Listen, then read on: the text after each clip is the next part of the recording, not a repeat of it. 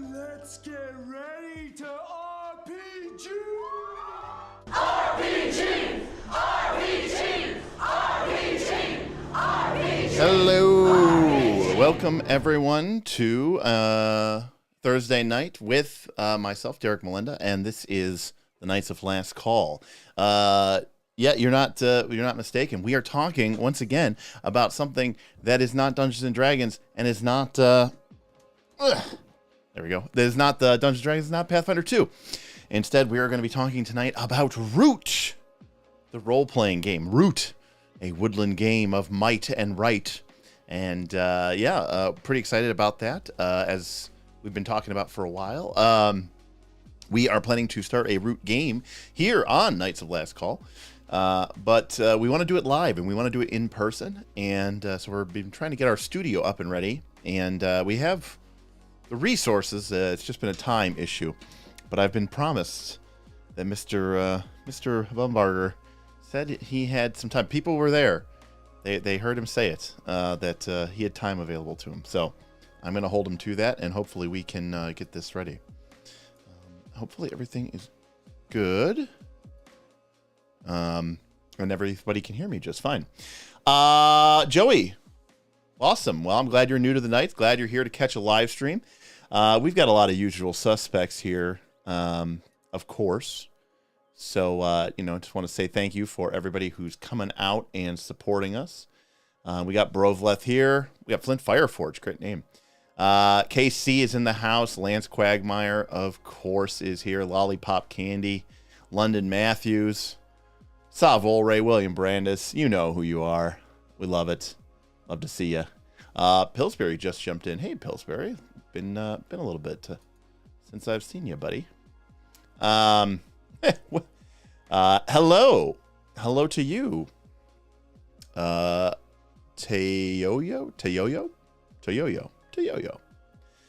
Nightish, welcome to the Furry RP game tonight. Well, listen, let's not get too carried away. We know why you're all here. It's to see the furry action.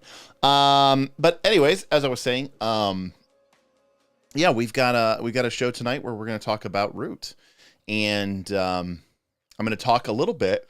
So we'll just kind of set the ground rules here, which is that, for starters, I'm not going to be going. I mean, it may end up being that we discuss Powered by the Apocalypse mechanics and ideas a little bit, but this is not a PBTA primer. So I'm not going to be going as full into details about Powered by the Apocalypse mechanics per se. Again, we'll probably touch on it a little bit, but again, we're going to probably be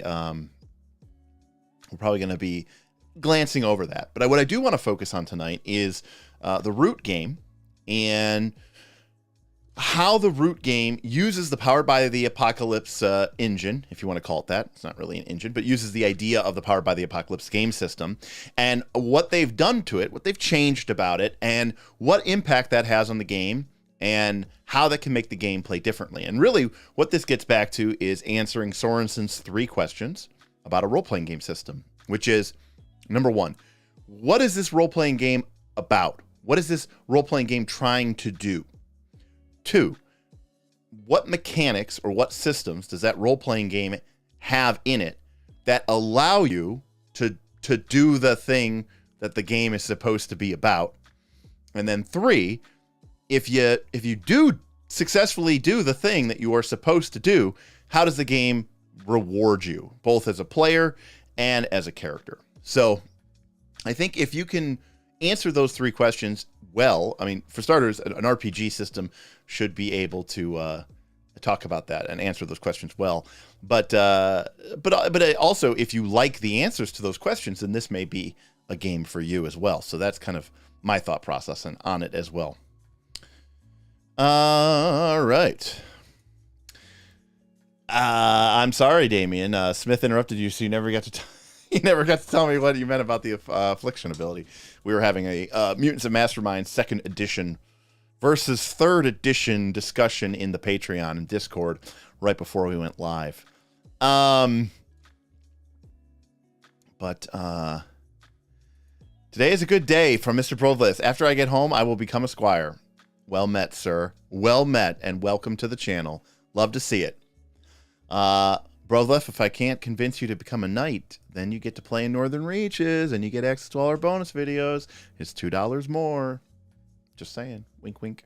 Check it out at Squire. See if you like it. And if you want more, you can always upgrade. A lot of people do. So that's definitely an encouragement. Definitely encourage people to do that. Yeah, you guys know the procedure. I'm going to talk about Root. If you want to ask questions, go ahead, drop them in the chat. I might miss them because I'm going to be more focused on the system. This is not going to be like Legend of the Five Rings where I'm going to be making a character or anything like that. We're going to be more just talking about the system and some of my thoughts and comments, concerns. There's not too many of them.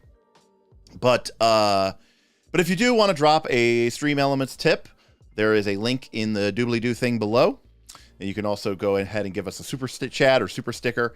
That's going to attack the hype boss and bring down Steven, who successfully became the hype boss at the end of our last stream.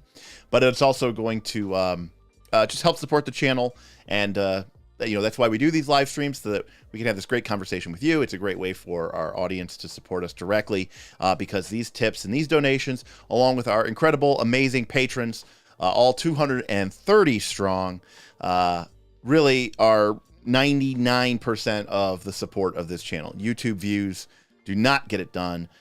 People like you get it done, and that's why we're here tonight, and that's why we're talking about a game that, even though this game just won a silver Any for best game of the year, it's a game that probably most people don't even know exists, and probably likely will never play. And that's a damn shame because, you know, here we are. And in case you weren't aware, we talked a little bit about this in a previous live stream, but Powered by the Apocalypse had a hell of a good run.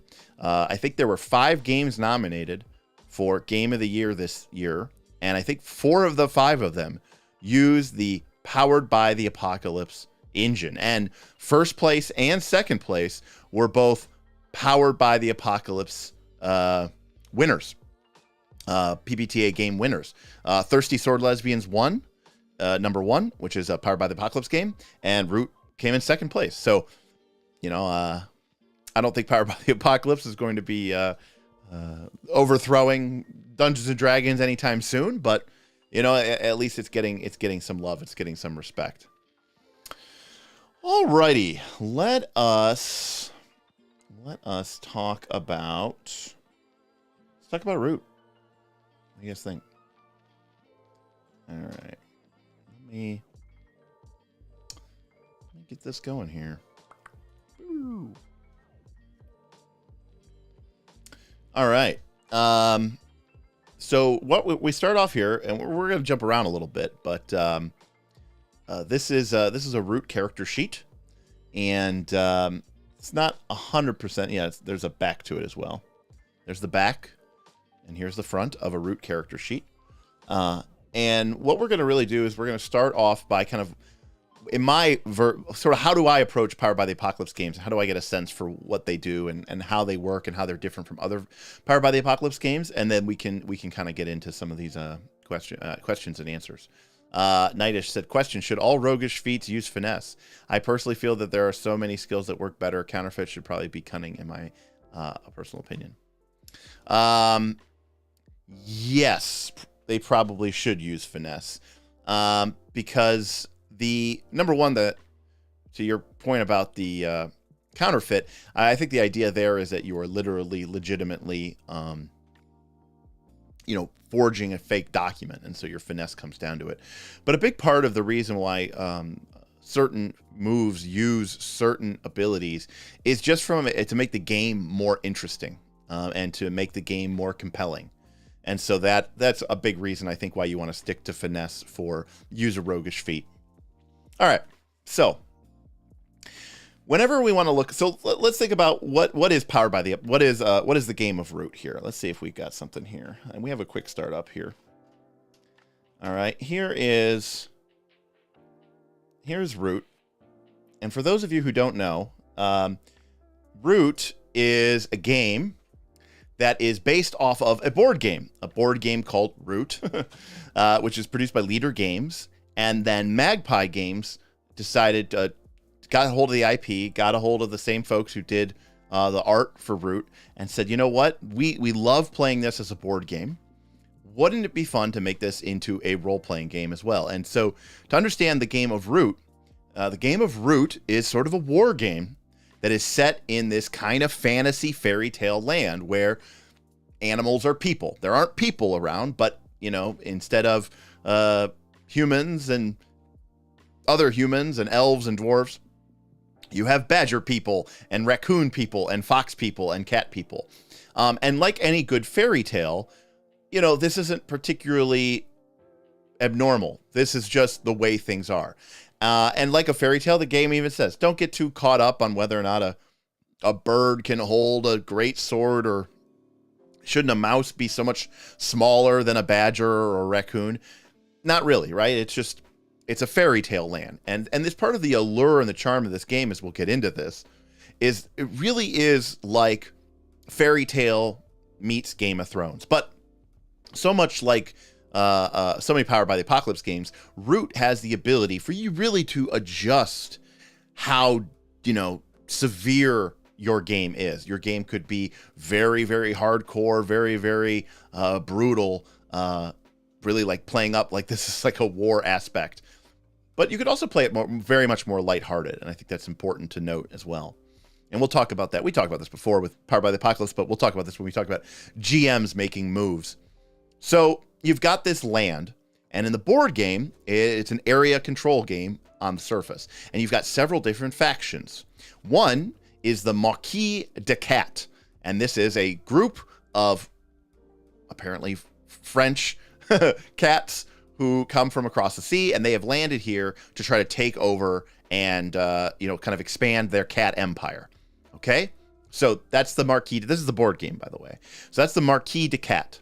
Then you have the Airy Dynasties. Now, the Airy Dynasties are this sort of regal, ancient order of eagles and hawks and other birds of prey that were once sort of the hereditary noble rulers of this land. Think Targaryens from Game of Thrones, from Hot D, because basically the birds were like, look, we can fly, right? Like that gives us such a huge advantage in everything. We should just rule over everyone. I mean, this is literally what Aegon Targaryen thought when they were at Dragonstone. They thought, we have dragons. Why don't we just go conquer this entire realm? And they did, and they became the rulers.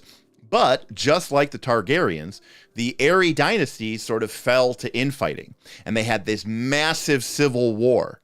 And when it was all said and done, like in the ashes, like the old government fell.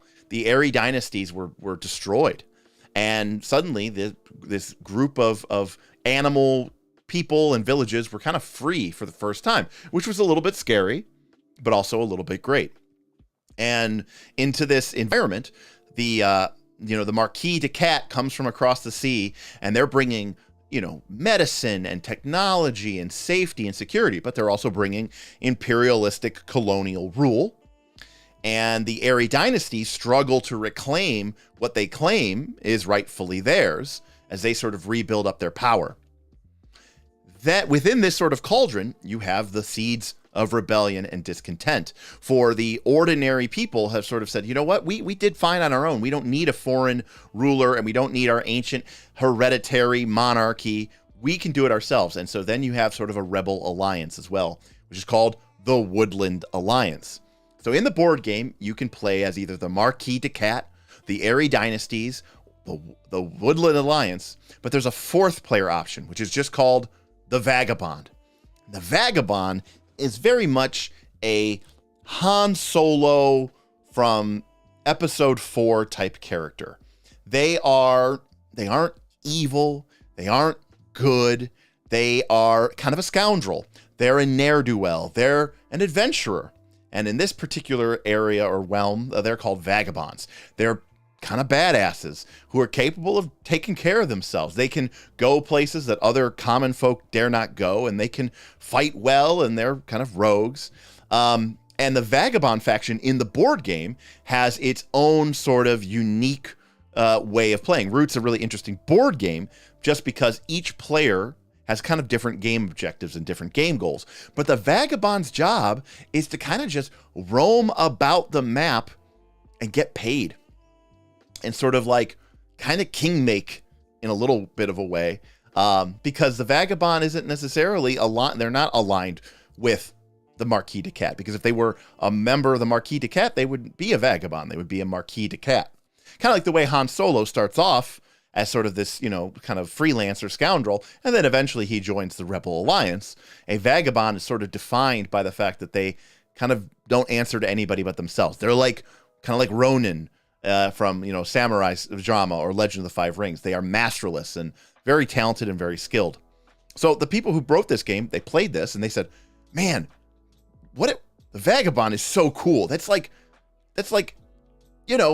look, I mean, the Vagabond wants treasure and wants to explore strength. Like, this is basically a classic adventurer. This is classic RPG stuff. So they had the idea of, and they're like, wow, this board game is so compelling in terms of world building.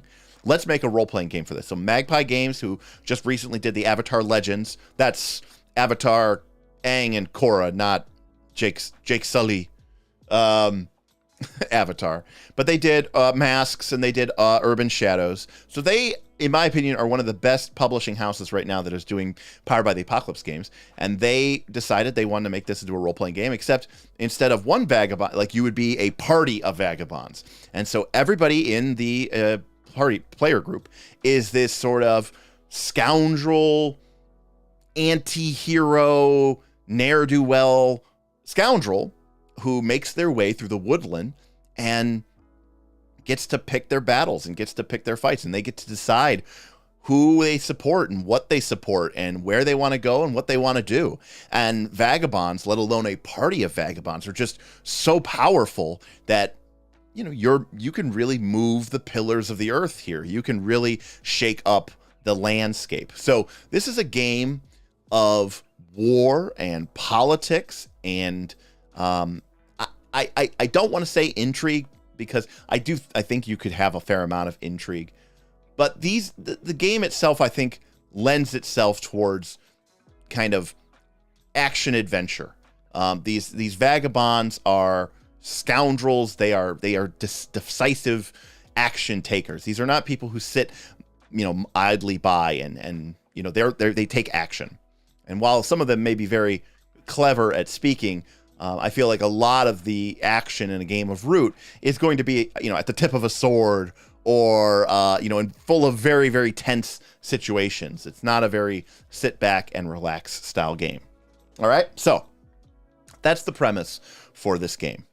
So let's get into when I look at a Powered by the Apocalypse game, one of the first things that I want to look at is what are the basic moves. So again, I didn't say we're going to go into this too much, but in Powered by the Apocalypse, you have your basic 2d6 move, right?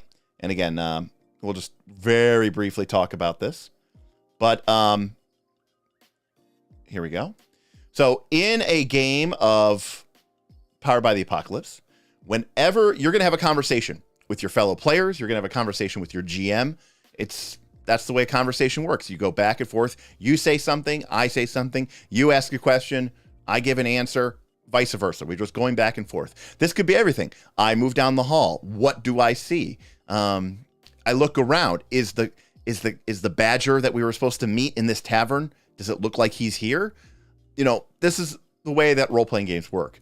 But in Powered by the Apocalypse games, sometimes what you say or what you do will trigger a move, capital M move. And this is a point where the game interjects into your conversation and says, whoop, hold up, stop. You people having the conversation need to put your conversation on hold really quick, because a move specifically says that when something like this occurs in the fiction, we don't get to just decide what happens. Okay, we get to find out what happens. And we're doing that by interjecting random chance through the rolling of dice. And in most Powered by the Apocalypse games, you're going to roll 2 6-sided dice, and then you are going to add or subtract the stat that applies to that move. So it's not all that dissimilar to D20 plus stat. And of course, traditionally, as is the case, if you get a total of 10 or higher, you get a full hit. Think of this as the player gets what they want, no questions asked. If you get a 6 or lower, it is a miss. And I hate that term, and I wish they didn't use it. Okay? It says the GM tells you what happens, it probably won't be good. The reason I don't like the term miss is because we are conditioned by D20 to think that miss equals nothing, that miss equals literally miss. You failed to pick the lock, you didn't knock down the door, your sword swing cuts through the air, the arrow shaft clatters uselessly against the stone wall. This is a horrible way of thinking, and one of the biggest strengths of a game that is Powered by the Apocalypse driven is precisely that a 6- does not have to be a miss. Instead, think of it as when you get a 10 or higher, the player gets to kind of decide what happens in the context of the move that they were making. On a 6 or less, the game master gets to decide what happens. And then if you roll between a 7 and a 9, and if you know how 2d6 probability curves work, you can probably figure out that 7, 8s, and 9s are fairly common. Then you get kind of what you want, but there's also a cost, or there's a complication. And 7, 8s, and 9s are where Powered by the Apocalypse games live or die, because this is how your character succeeds but creates more problems, creates more issues, which create more and more need and desire and opportunities for adventure. If you're playing a Powered by the Apocalypse game and everybody is constantly rolling a 10 or higher, and by the way, that can happen, but the game will run like it's on easy mode. And, you know, sometimes that's the way it goes. Like the group of vagabonds just kind of cleans house and nothing really happens and they get away scot-free and it's really great.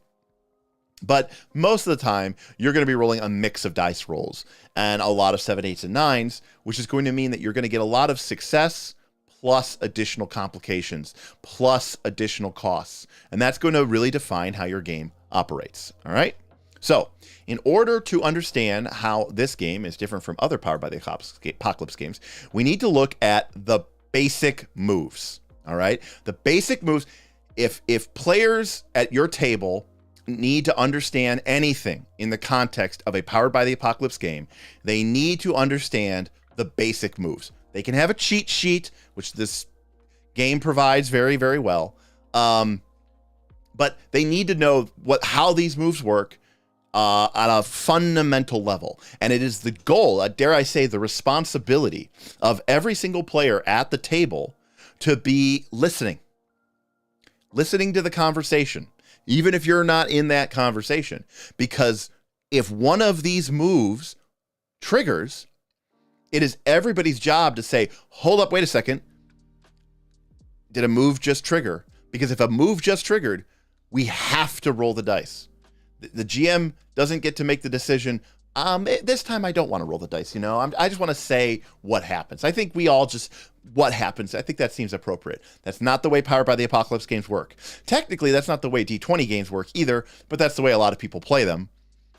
That's not the way this type of game works. We were talking about Museum Mastermind 2nd Edition before the game started, before the stream started. In Museum Mastermind 2nd Edition, the Game Master can say, oh, the villain laughs maniacally, and a green gas suddenly starts flowing out from the vents around the room. You begin choking and gasping, and the last thing you see before everything goes dark is the Vagabond's minions wearing respirators, the evil mastermind's minions coming in wearing respirators to bind you and take you away. And I just hand out a hero point to every character because that's the way that game works. I say, hey, listen, no rolls, no cheating. I'm just cheating. I'm just going to, everybody knocks out and you get, taken away. That's not the way a Powered by the Apocalypse game works. A Powered by the Apocalypse game requires you to, even as a game master, to abide by the rules and to say, we are bound by this covenant to respect these dice rolls. All right, so here are our basic moves. And I guess before we get into these basic moves really quick, we should take a look at your stats, okay? So here are our stats in a game of Root. You've got 5 of them. Charm, Cunning, Finesse, Luck, and Might, okay? So it's not quite D&D, but, like any stat-based games, I think we can respect and understand what they do. We could also kind of learn a little bit from what this game is telling us that, what are the 5 traits, good or bad, of a vagabond in this world? Charming, cunning, finesse, luck, mighty. I mean, in my personal opinion, we were talking earlier today about the sort of prototypical vagabond, Han Solo. The first 4 of those, right? He's off the roof. Charm, cunning, finesse, luck. That's Han Solo in a nutshell. The only thing he doesn't have is the might. But if you contrast that with, say, Chewbacca, right? We know that Chewbacca is pretty cunning, certainly clever and capable of, working on machines and stuff like that. He's obviously very strong and mighty. Maybe Chewbacca's not as much of a charmer, he'll rip your arms off or whatever. Instead of if you beat him in space chess or whatever it's called. But my point is, these 5 traits tell us what a vagabond could be or should be in this world. They should be charming and cunning and full of finesse, lucky and mighty. So here are our basic moves in a game of Root. All right, we've got 8 of them. All right, so we've got 2 that are based off of charm. We've got 2 that are based off of cunning.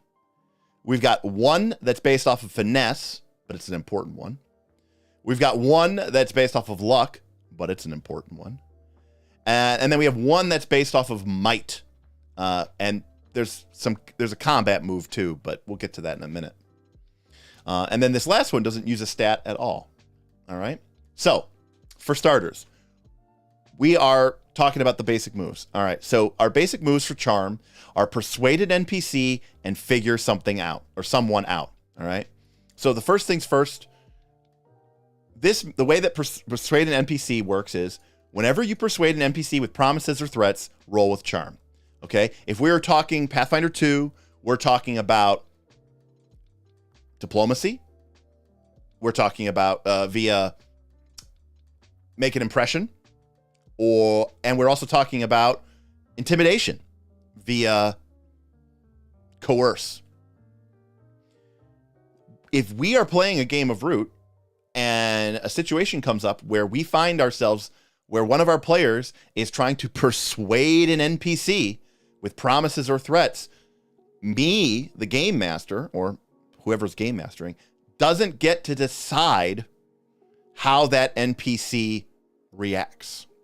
I know this is mind-blowing, right? But that's not the way it works, because this part here in bold is telling us that this move triggers whenever this event occurs. So whenever a player character is trying to persuade an NPC with promises or threats, and again, to do it. That's a general PBTA principle.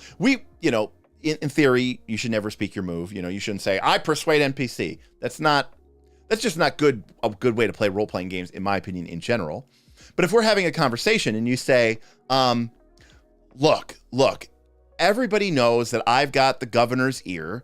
So when I go up to this Chamberlain, I'm going to ask him if he can get us in there. But I mentioned that, I could probably get him an audience with the Chancellor. And I go, are you persuading an NPC? Or, so you're persuading him? And the player goes, yeah, I'm totally persuading him.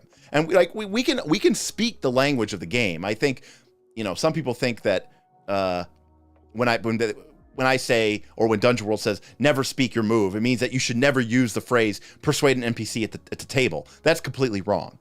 What you shouldn't do is what Lance is saying. I'm like, okay, what's your next action? And you go, map attack. Yeah. What are you doing this turn? Strike. Strike. Like, that is not acceptable. What is acceptable is in fact, per the rules of the game, you can't actually persuade an NPC. Persuading an NPC is like a trigger. All the moves, you and I are having a conversation, or the players and the game master are having a conversation, and something that somebody says or something that happens in the fiction suddenly triggers this move. And then it has to happen. Like, we don't get to make a choice. It has to happen. All right? So we're talking to the Chamberlain, and we mentioned that we have a lot of favor with the Chancellor, and we know this guy's very ambitious, so we promise him that we can get him an audience with the Chancellor if the Chamberlain will just give us behind access to the Marquis storage room. So we're rolling with charm. We're going to roll 2d6. We're going to add a point or 2 points. Maybe we'll add 0 or subtract 1 if we're not particularly charming. And here's what happens. On a 10 or higher, they see things your way, provided you give them a strong motive or a reasonable bribe, right? So this is, again, where I talked about before. A 10 or higher really puts the player into the driver's seat. When this situation comes up, we are coming to a crossroads. What's going to happen here? I don't know. The GM doesn't know. The players don't know. The player rolls the dice. Players always roll the dice in Powered by the Apocalypse game. They're the protagonists. They get a 10 or higher total, 2d6 plus their stat of charm. If they get a 10 or higher, this is the game's way of saying, player, listen, they go along with what you say as long as you can give them a motive or a bribe to do so. Well, I mean, I think we really did before. It's like, well, yep, I promise him I'll get him that. I'll promise him I'll get him that meeting with the chamber or the Chancellor. And I go, that's a strong measure motive. He agrees and accepts it, and boom, you go in. You're in. That's it. There's no DCs in this game. So this means that if your character is charming, you're going to be able to get this, get this going. But as I said before, most of the time, getting a 10 or higher is hard on 2d6. But 7, 8, and 9 is a lot easier. And on a 7, 8, and 9, they aren't sure. The GM will tell you what you need to do to sway them. So this is how 7, 8s, and 9s work. I'm saying, look, yes, this person, okay, will, be persuaded by you. But the GM gets to tell them what they need to do to sway them. Now, again, this is where the GM has a lot of power in a Power by the Apocalypse game. You might say, so wait, Derek. The GM doesn't roll dice. The GM doesn't set DCs. The GM doesn't get to decide whether the NPC is persuaded or not. The dice do. Does the GM do anything in this game? Absolutely. Absolutely. KC, enjoy your time with your wife. Look forward to catching you on the VOD, buddy. So in the case of a 7, 8, or 9, this is the GM's opportunity to step in and say, well, what kind of tone of game do I have? Right? If we're playing a very risque Game of Thrones type game, I might say that he needs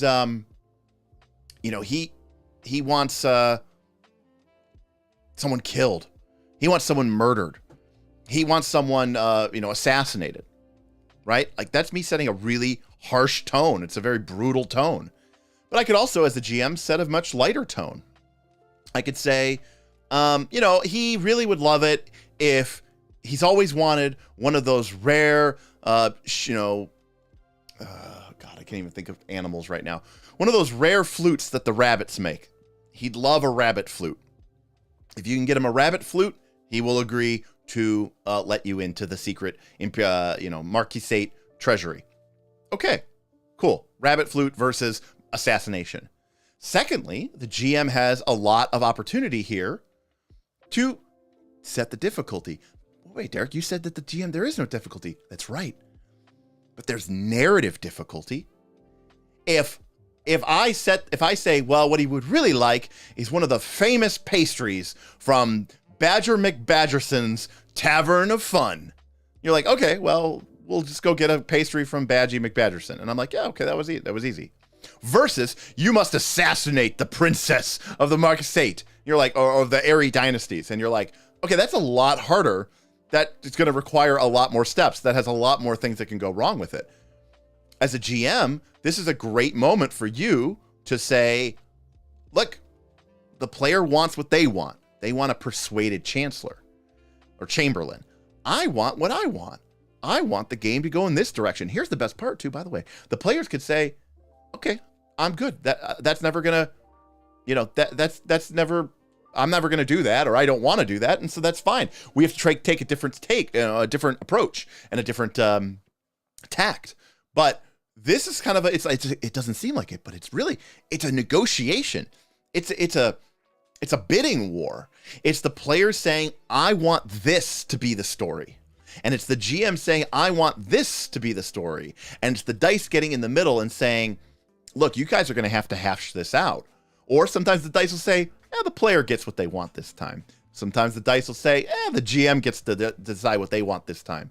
But a lot of times it's going to be these 7s or 9s. All right? So, persuading an NPC. And again, from this, we can learn that our vagabonds are kind of smooth-talking people. They're not just wanton warriors. These are folks that can, charm the underpants off of all the ladies and lads of the realm. They're silver-tongued devils, right? They can get what they want because of their powers of persuasion and charm. So again, the game is telling us a little bit about who vagabonds are and what they do simply by telling us what the basic moves of the game are. Okay? The other thing that we can do with charm is to figure someone out. Okay? And there's 2 of these in this game, which I think is kind of interesting. These are in Powered by the Apocalypse games. This would be called reading a sitch. and reading a situation. And I think this is a fantastic system for doing all sorts of knowledge gain in these games, including Pathfinder 2, Recall Knowledge. I'd love to try to work something up, and I might be working on that right now for Battlecry Volume 2, which releases later this month. By the way, we are going to be putting Battlecry Issue 1 and our special Dark of Winter 50-plus page campaign Pathfinder 2 PDFs into the vault at the end of this week. So if you sign up for Champion at the end of this week, you'll be able to get Battlecry Issue 2 and all the future Battlecry issues, but you won't be able to get Battlecry Issue 1 or the Dark of Winter, at least until we can figure out how to have some sort of online store, and then you'll have to pay extra for it. So if you want to get both those PDFs and Battlecry number 2, which comes out at the end of this month, Aaron is already working on a follow-up article from his random encounter article from Battlecry Issue 1. And like I said, I am going to be taking a stab at some ideas as well for Battlecry Issue number 2. And by the time we get to Battlecry Issue number 3 or 4, we hope to have 3 to 5 articles a month. So, you know, let's keep it going, people. And we've really appreciated the feedback and the response from it so far. So let us know. Continue to give us feedback. We know that we have stuff on the Discord where you can talk about it, and we'll try to make it as useful and as valuable to our champions and hero tiers as possible. Okay, so getting back to figuring someone out. Self-confessed cynic. Online store plans confirmed. I mean, yes, eventually we are going to have to do some sort of online store plans because as we continue to produce content, and that is something that the Knights of Last Call want to do, is to produce more content, we need a way to disseminate it to people who maybe just joined the Patreon. So there's sales tax issue. That's the main reason, is we have to figure out, make sure our sales taxes are aligned correctly with our state and the federal government so that we can collect sales tax appropriately so I don't get screwed by the IRS. But once we have that figured out, you know, we're going to get some stuff up there. We're going to put some stuff up there, and it'll be available for purchase. And yeah, there could be PDFs, merch, other fun things that, you know, we come up with along the way. And that is something we definitely want to hope to get to. And of course, for our higher tier folks, these are prizes and things that people may have gained anyways. But, you know, if you're new to the Patreon, or you maybe are lower tier, you can just pay cash and get the difference. I still think the best bet is going to just be to be a Patreon member. But, you know, if you come in late, you can always buy some of the back issues. my bath water. You guys are gross. Abuelo, specialty items, Knights of Last Call beer mugs. Oh yeah, the beer mugs have been a requested item for a long time, Abuelo. Definitely coming. Definitely something we want to do. But originally we were going to do them. This is our Discord and our Patreon in a nutshell. We were going to do them. Bob has kind of been in charge of our merch, and Bob is like, okay, what can we do to make this as cheap as possible? He's like, I found something, and you know, that we could get the mugs and we could get them made for like $12 a piece. And all of our patrons were like, dude, we'll pay $70 for a really nice mug. Just figure out how to make it. Like, make it sweet. Make it awesome. It doesn't have to be cheap, Bob. And so we were kind of like, okay, we need to go back to the drawing board. In fact, we originally got these shirts made as a demo to see if we liked them. And they came in, and they're okay. We wear them. But honestly, I think the quality is just a little too low. So, pay to win decorative accessories. Absolutely. 100%. All right. Yeah, I think I think the cheap mugs were universally frowned upon. Yeah, Anthony, I mean, obviously there's a sweet spot, Anthony. I'm just pointing out that we don't always have to, you know, go for the lowest, cheapest option, right? We can try to go for some higher quality stuff. Like I thought, like we paid, like, I don't even remember how much we paid. I think we paid like $1.75 per sticker for our first sticker run, but that's because I bought them. And so, you know, at the time it cost us like, you know, $175 just to make stickers for everybody in the Patreon. So it was kind of ridiculous. But you know, I was happy with them. They were just a nice high quality vinyl sticker. And we have to do a second sticker here for our 200th, patron special. So everyone's going to be getting one of those. We'll probably get those out to everybody in October. I think we've settled upon the final design, the final messaging. I think we just need to come up with the actual design. All right. So back to Root. So Figure Someone Out is a classic example of how Powered by the Apocalypse, especially Magpie Games Powered by the Apocalypse, does perception checks, sense motive checks, knowledge checks, all this stuff. Is it uses this fairly common Powered by the Apocalypse system here of when you try to figure someone out, roll with charm.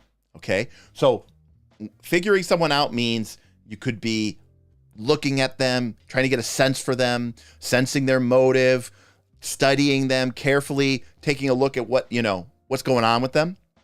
And what's great about these moves is they apply to people and they apply to PCs and they apply to NPCs. But again, we'll be describing things. And again, I'm okay with people saying, Derek, I really want to figure this person out. And I would say, okay, well, how do you do that, right? You have to start and end with the fiction. Someone can state their game intention, but it's important that we as role players try to make sure that we understand what that means in the narrative. And they say, well, okay, you know what? I am going to sit next to him at the bar and I'm going to order 2 shots and 2 beers. And I'm going to slide one over to them and raise it up for a cheer and start a conversation with them. Great. You're figuring them out? Yeah, Derek, I'm figuring them out. Awesome. Cool. We've established what happens. Now we roll the dice. If you roll a 10 or higher, you hold 3. If you roll a 7 to 9, you hold 1. No, okay, so this is, man, there's so much to unpack here. And I know it seems stupid. Like, Derek, why do your streams take 2 hours and we don't get through anything? It's because every little detail in these games is important and they tell you so much about why certain games work and why certain games don't and what this game is encouraging. Because remember, the first question is, what is this game about? And I am supposing that by going through these 8 basic moves, we can suss out what this game is about. But there's subtler and more important things here as well, which is this. We are trying to figure someone out. That means we want information. That's what we're really looking for. We want information because these games are all about making decisions. And I've said before that in order to make a good decision, a player has to have agency. And that means that they have to be free to make the decision that they want to make. But it also means that they need to be able to have information so that they can make an informed decision. If you give a player a left and a right passage and they don't know anything about it, they're just guessing, they're just flipping a coin. To me, that doesn't really qualify as player agency because they're not really making a decision based off of information. So many role-playing games fail because the players do not have enough information. Getting information into a player, not the PC, into a player's mind so that we can all get on the same page about what's going on and what are the threats and what are the opportunities is so absolutely important. Hey, wow, big old tip from Ragan Wolfbane, from Blake. Thanks, Blake. That's awesome. From Hawaii. It's hard to catch these streams, but just want to say your discussion of different systems has really revitalized my love of TTRPGs. I've gotten Edge of the Empire, awesome, Genesis is great, and L5R on order and eager to try Root. Love, Blake. Wow, that is awesome. Thank you, sir. Very much. I'll give you a smog strong for that. Awesome. Thank you so very much for that incredibly generous and incredibly kind words. I love to hear people are picking up other game systems and all that stuff because boy, that is just what we are. That's just what we were doing this for, really, at the end of the day. One sec here. All right. Good stuff. Thank you, sir. Thanks a lot and awesome. You know, we have a couple patrons from Hawaii, so we love the Hawaiians here. All right. Now that we've been distracted by this kind sir's incredible generosity, we can get back to the game. Huh?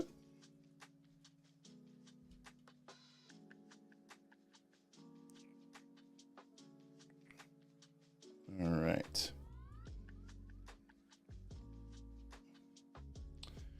Wait, where is everything?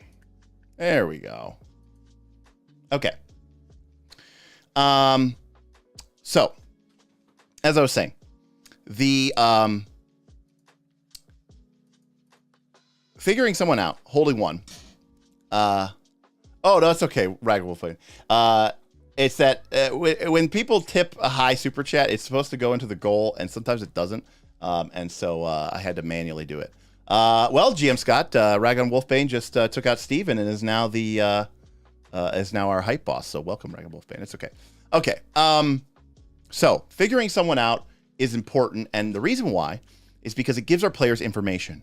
But here's the best part about this thing. We've only looked at 2 moves, but the first move we saw that on a 10, the player got everything they wanted. Okay. On a 7 to 9, it's a mixed bag. They'll do it, but only if you do something else for them first. Okay.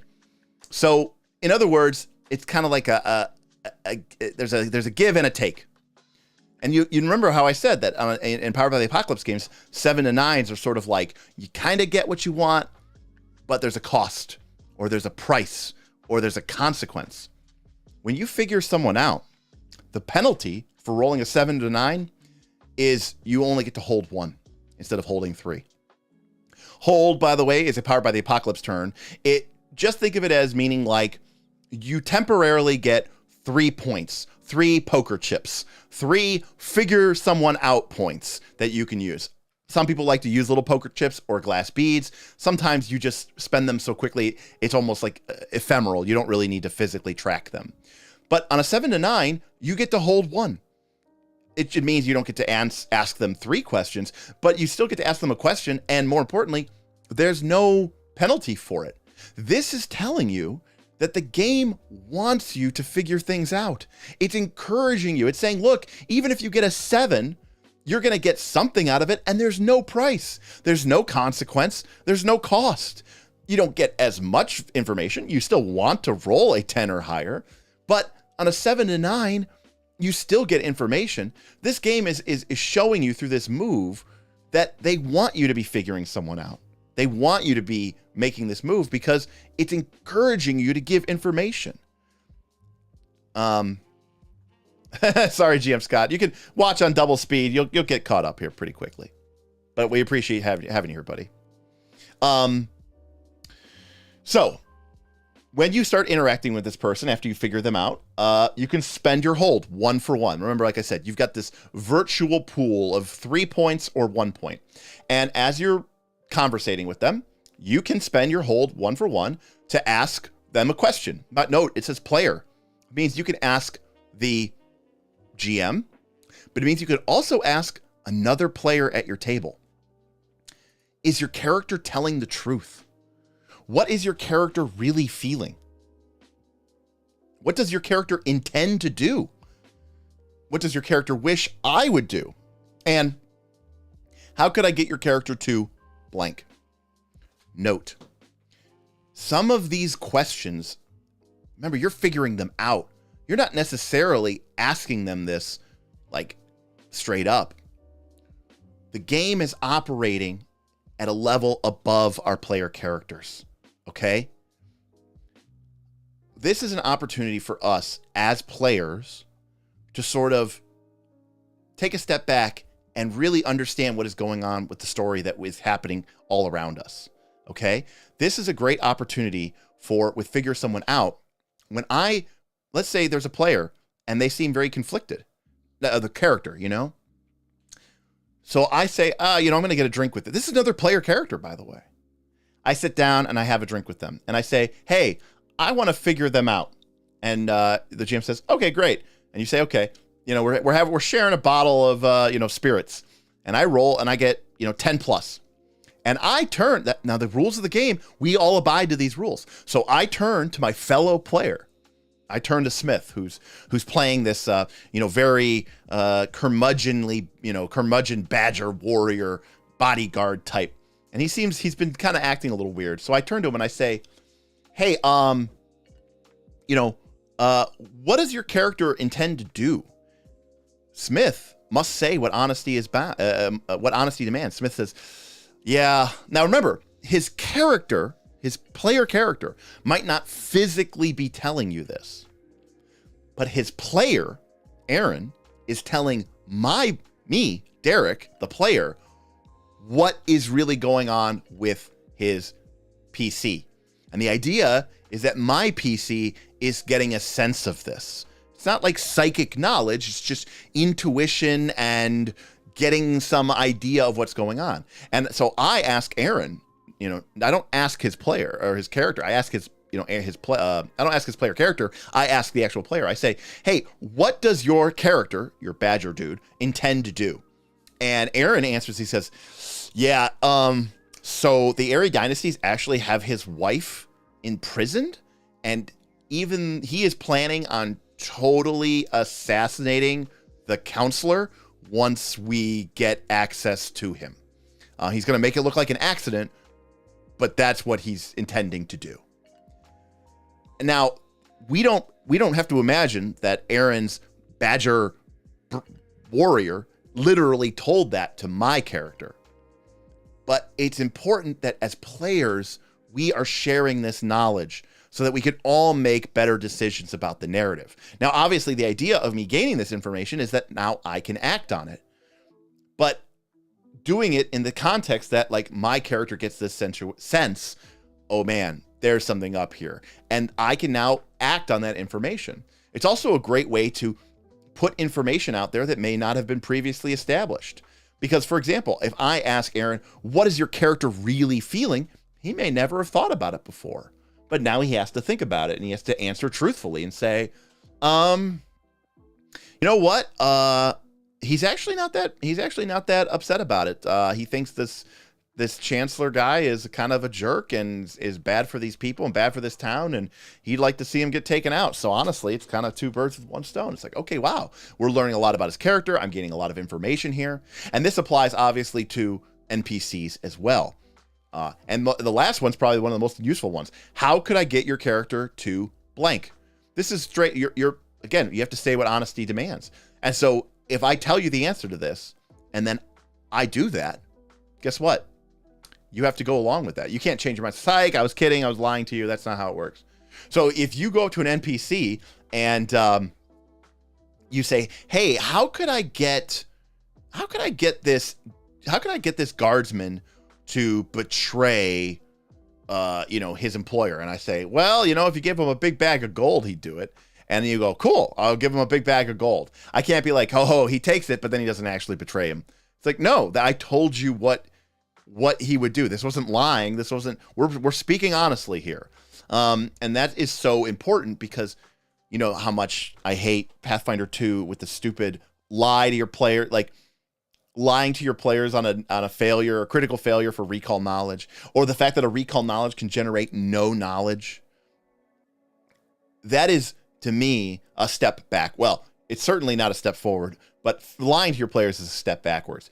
This move is all about saying, can we get rid of this silly, stupid, like, oh, I'm gonna trick my players. Oh, they're never gonna know that they're being double-crossed. It's so exciting, and I lied to them. They think that the secret to defeating the necromancer is to use fire, but actually they critically failed, and the solution is to use ice. It's like, come on, no one cares about that. That's so horrible. It's just, maybe it works in movies and maybe it works in books sometimes, but don't you hate it when like movies and books like pretend like you're stupid and they like don't show you something that the characters know because they want to keep you in suspense? Last couple seasons of Game of Thrones did this, where they would like cut away right before something important got revealed. And so now all the characters on the show know what's going on, but like you, the viewer, don't. It's to leave you in suspense. And while I might give it a pass occasionally, I think for role-playing games, this is a really terrible idea. I think it's way better, way better if we dispense with this storytelling, book, movie nonsense and instead focus on just being honest and talking and communicating honestly. Austin, enjoy the reaches, my friend. They're gonna get so wild here in the next week or so. What would be a better crit fail? Nightish is asking. I think Nightish, I assume you're asking about Pathfinder 2.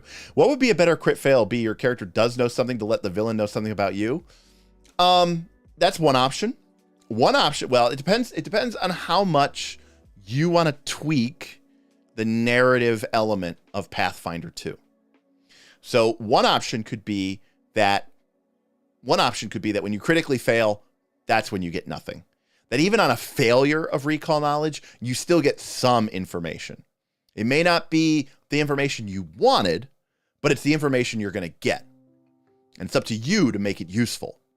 Only on a critical failure, and even then, and the GM will, by the way, will be like, you don't know anything about this, and until you level up or gain access to some sort of library or sage or magical research or something like that, you cannot make any more recall knowledge checks, because that critical failure is informing all of us narratively that your character, for whatever reason, knows nothing about, I don't know, trolls. They had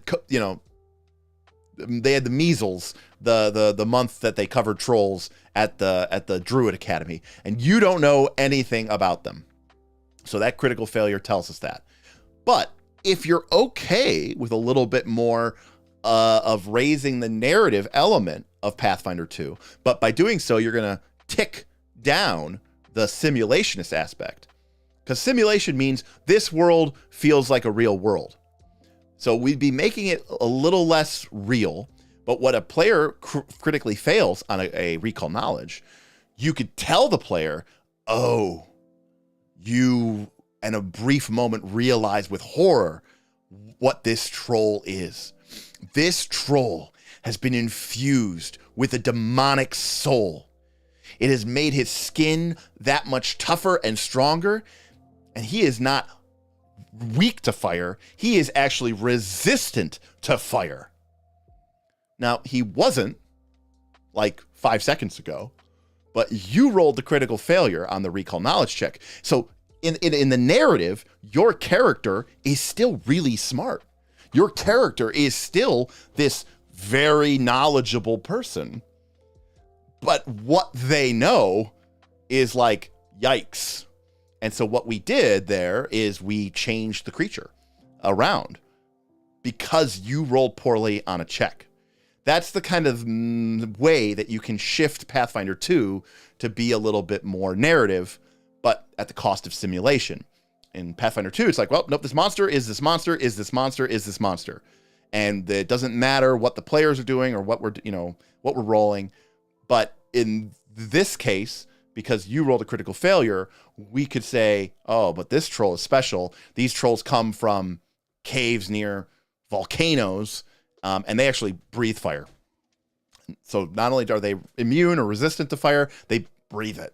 And you're like, oh shit, we brought fire spells because we thought we were going to be fighting trolls. It's like, well, yeah, you critically failed. Sorry. There's consequences to rolling poorly. So yeah.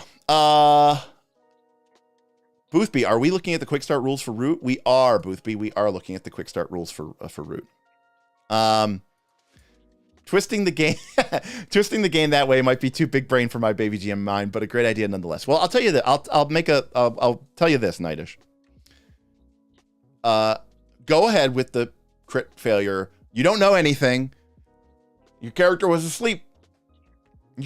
Your character was going to class that day, and he slipped up a banana peel, and he gained a concussion, and he wasn't able to learn anything. But keep it in the back of your mind, Nightish, because I'm willing to bet that the next time you're playing, the next time you're playing, and someone critically fails a recall knowledge check, if you can remember this conversation, I'm willing to bet that something will pop into your mind. Something cool and dangerous that the players would like for this not to be true, that will still make the character, ironically, seem very smart and capable and potent and knowledgeable, while at the same time punishing them from a game sense for rolling poorly on a check. And I'm willing to bet something will pop into your mind. And I'm willing to bet that it probably will be a good idea. And you don't have to go with it. You could just say you don't know anything and you never will because you rolled a crit failure. But if you're feeling a little bit saucy, you could always try it out. So these two moves let us convince and manipulate NPCs, and they also let us learn information about other people, our players, fellow players, and our fellow NPCs. Okay, so again, these are characters who can talk to people and persuade them to do things. These are knowledgeable characters. Players and their characters are going to know what's going on. They're going to know what they need to do to get things done. And the moves help us do that. This figure someone out move is specifically designed to give us all the information that we as game players around our table need in order to make effective decisions. All right, so that's our 2 charm moves. Let's move into our 2 cunning moves. Okay, trick an NPC. When you trick an NPC to get what you want, roll with cunning. So this is different. You know, if this is diplomacy and intimidation, right? This is stealth or deceit or any of the, you know, you're lying, basically. You're lying to them. Teyoyo, take care, and glad to have had you on. Hope you can check out the VOD. Appreciate you stopping by. Have a good night. So, tricking an NPC, guess what? This also tells us something about our characters. They will lie. They will bend the truth. They will say things that they need to say in order to get what you want. In a game of Pathfinder 2, unless you have put the skill ranks into the right skill, you are not going to really be able to effectively lie against people, okay? Let alone people that are higher level than you, because their perception DCs and sense motive DCs are going to be so high that you'll probably never succeed.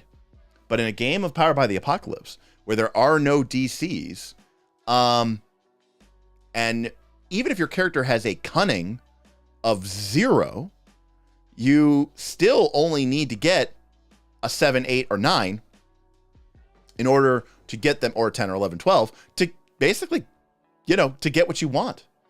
So whenever you trick an NPC to get what you want, you roll with cunning. So this is, again, some nomenclature here that they use specifically in Magpie games. It says, on a hit, they take the bait and do what you want.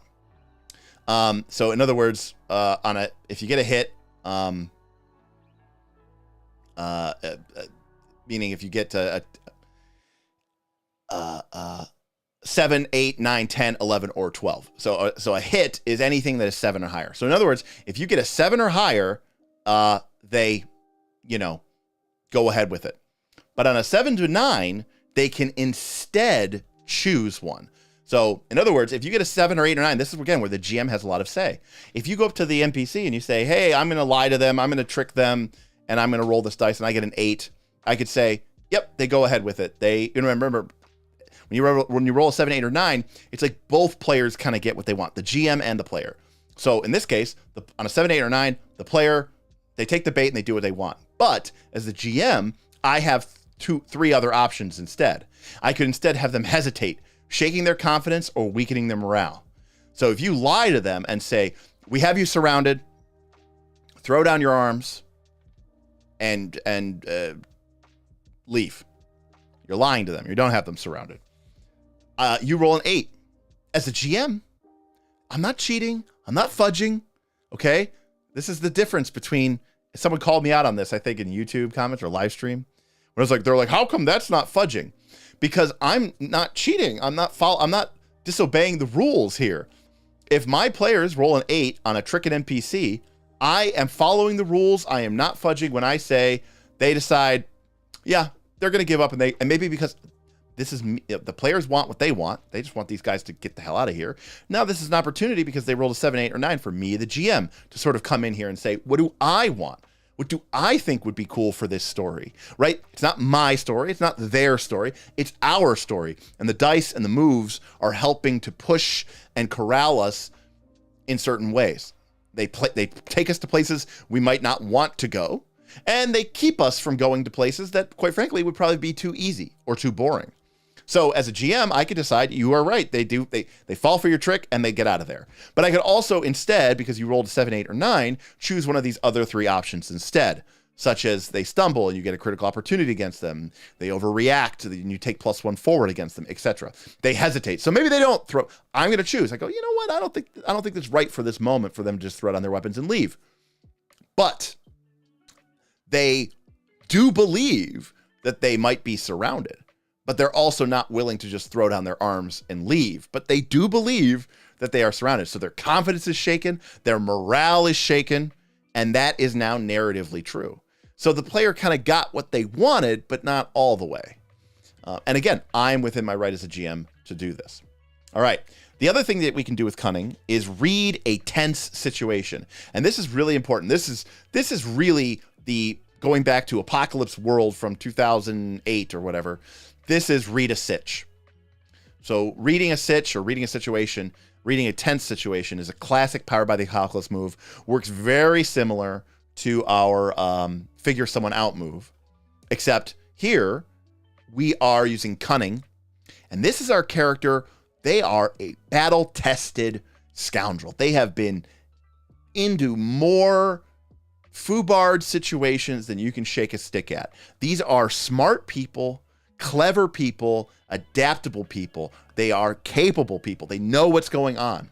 And so reading a tense situation is really the, okay, we're in a fight, or there's a fire breaking out, or all hell's breaking loose, or the Imperial Guards are coming, and there's just a lot of things going on. And I want to take a moment as a player to stop kind of and say, whoa, GM, what is going on right here? What is going on right now? Now, you notice it says when you read a tense situation. You would not use this move if you're just at the tavern and there's nothing going on, because we could be having a conversation and you could, as a player in the tavern, you say, Derek, what's the best way out of this inn? And I would say, well, the front door is pretty wide and large, but everybody would see you come out of it. The windows, but they seem to be closed and locked. You might have to break those. And yeah, you can see that there's a back door to the place. Well, Derek, why didn't you make them roll? Well, that wasn't a tense situation. Remember, the moves only trigger if they would trigger. Now, if suddenly the front doors swung open and a contingent of Airy Dynasty Imperial Guardsmen comes in with a warrant for one of the vagabonds' arrest, and they start looking around, and you all are huddled right around the corner, and you go, okay, Derek, I'm going to quickly take a look around. That's a tense situation.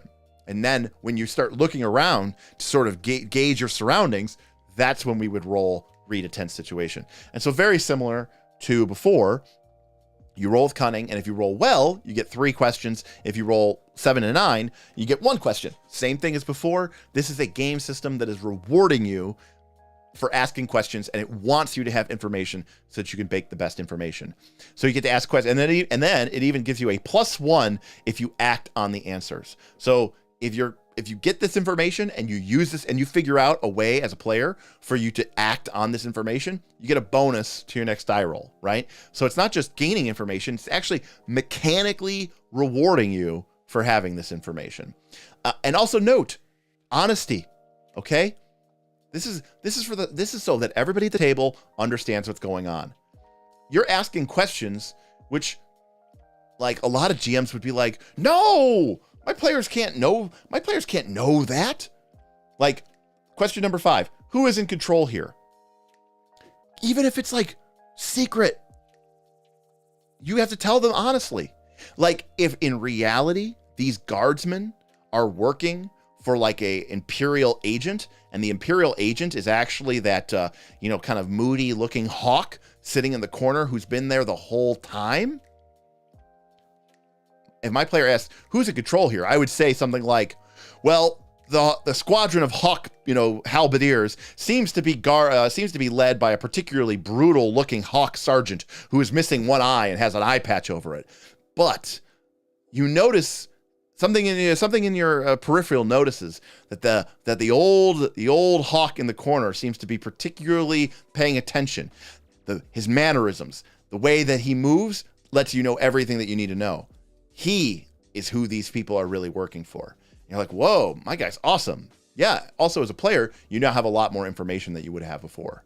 These 5 questions are what you can use in order to figure out, hey, what do I need to do? Who do I need to worry about?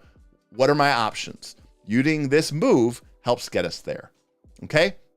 So, we're tricking people.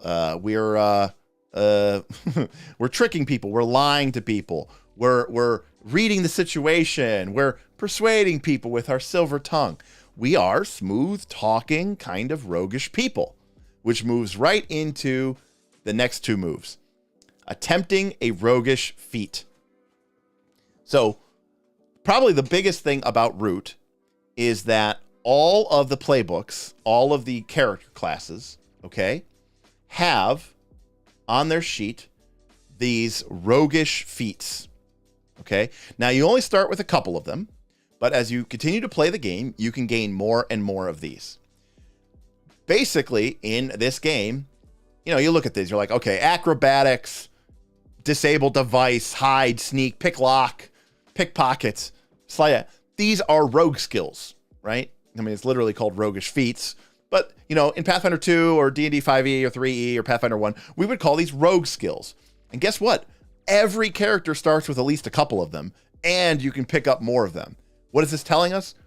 Our characters are rogues. They are good at kind of doing shady things, okay? These characters aren't necessarily evil, but, you know, they operate a little bit, you know, outside of the law. They have a certain collection of skills that may not be super polite to talk about in pleasant company. And so the game basically says, look, if you go to use one of these roguish skills that you have, you get to roll attempt a roguish feat. And in this case, you're going to roll with your finesse skill, right? So how good is your character at being nimble and dexterous and, you know, quick with their fingers and their feet? And that's where all of these, you know, things come into mind. Acrobatics, disabling device, hiding, sneaking, pickpocket. It's all basically, you know, think of it as dexterity-based skills. And you make a check and it says, you know, whenever you're trying to steal something or slip past something or do anything that your roguish feat would allow you to do, you're going to roll with this. And on a hit, which means on a 7, 8, 9, 10, 11, or 12, you achieve your goal without being noticed so far. So again, the game doesn't try to screw you out of your victory. If you get a 7 or higher, which is the game calls a hit, then you attempt your roguish feat successfully. You pick their pocket, or you sneak past them, or you successfully palm the key from the table without anyone noticing. Okay? But, you know, these are dangerous. These are dangerous times. There might be some evidence. There might be some problems that account from that. And so depending on how well you roll, you have to pick one or two. And it says things like, you don't have a clear path of escape. You use up some resources in the attempt. You leave evidence of your roguery behind. So if I roll a 8 on my pickpocket, then great, I succeed. I stole the guy's wallet. But because I rolled an 8, I have to choose 2 of these to be true. And, you know, I leave some evidence of my roguery behind.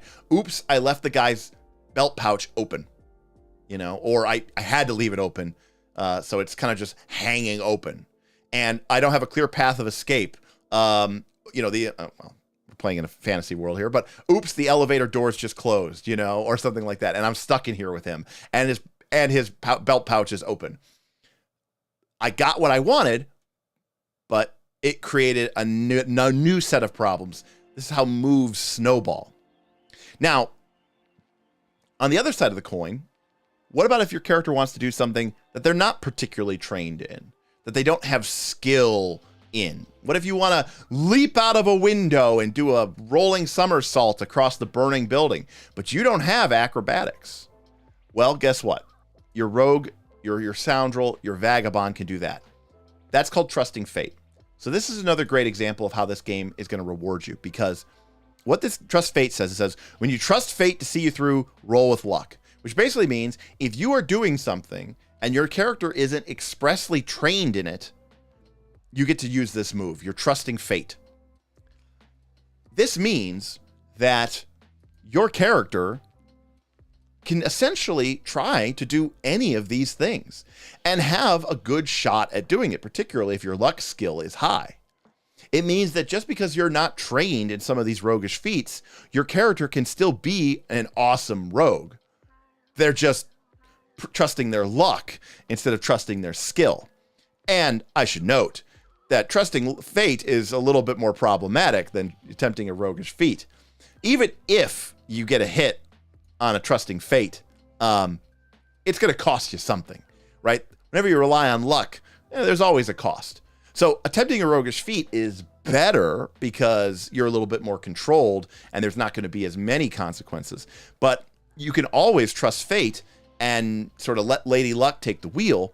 And that means that your character is going to be able to function as a rogue, as a scoundrel, as a vagabond, no matter what your character's particular set of skills or roguish feats or abilities are. Because at the end of the day, you can use one of these two skills, either moves, I should say, either attempt a roguish feat if you've got it, and if you don't have it, you're trusting your fate. All right? And so, I think it's kind of a really cool way to sort of, again, tell us what this game is about. This game is about smooth-talking, silver-tongued scoundrels who are doing roguish feats, and you know what? Even when they're out of their element, they don't suck because they can still trust fate. They can still rely on their luck because a vagabond who is pressed up against the wall and doesn't have any other options can always rely on Lady Luck to see them through. Now, it may not have the exact outcome that they expect it to have or that they want it to have, but it's still an option. This means that your characters will never be in a situation where you're like, well, I don't have any skills that apply, so I'm just going to sit back. I'm not going to do anything. Pass. Like, that will never happen. Vagabonds are basically superheroes. I would just say vagabonds are basically just interesting. One of the problems with D20 based systems is that they are based in the DNA of Dungeons and Dragons, and Gary Gygax created Dungeons and Dragons so that your characters very deliberately had these gaping holes where you sucked, where you couldn't function, where you couldn't do the thing, because that way it's like, oh, we have to work together. And that's cool in a dungeon, because it was always in a dungeon. That was the only way the game worked. But now, when your character who has two skills and their athletics and survival, and suddenly you are in an entire session where your characters are sort of trying to wine and dine their way through a masquerade ball, you're like, well, okay, I mean, it's cool. I guess that we have niche protection, but I'm bored out of my mind and I can't do anything here. And this kind of sucks. So I don't know what to tell you about that. And by the way, I'll go a step further and say that at least back in the day, thieves, as they were called, were really good at sneaking and hiding and picking pockets and climbing walls and finding traps and doing all this sort of, cool dungeon stuff. But thieves sucked. They had D4 hit points.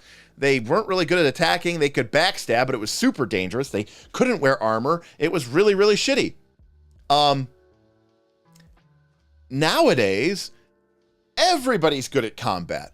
The rogue is good at combat. The sorcerer is good at combat. The cleric is, okay, maybe not that great at combat, but the fighter is good at combat. And everybody's good at combat. Everybody. That's like what the game is about now. So if everybody has to, be a combat, is good at combat, but then you get into all these other situations where you go, well, my character doesn't really have skills, so I guess I can't do anything here.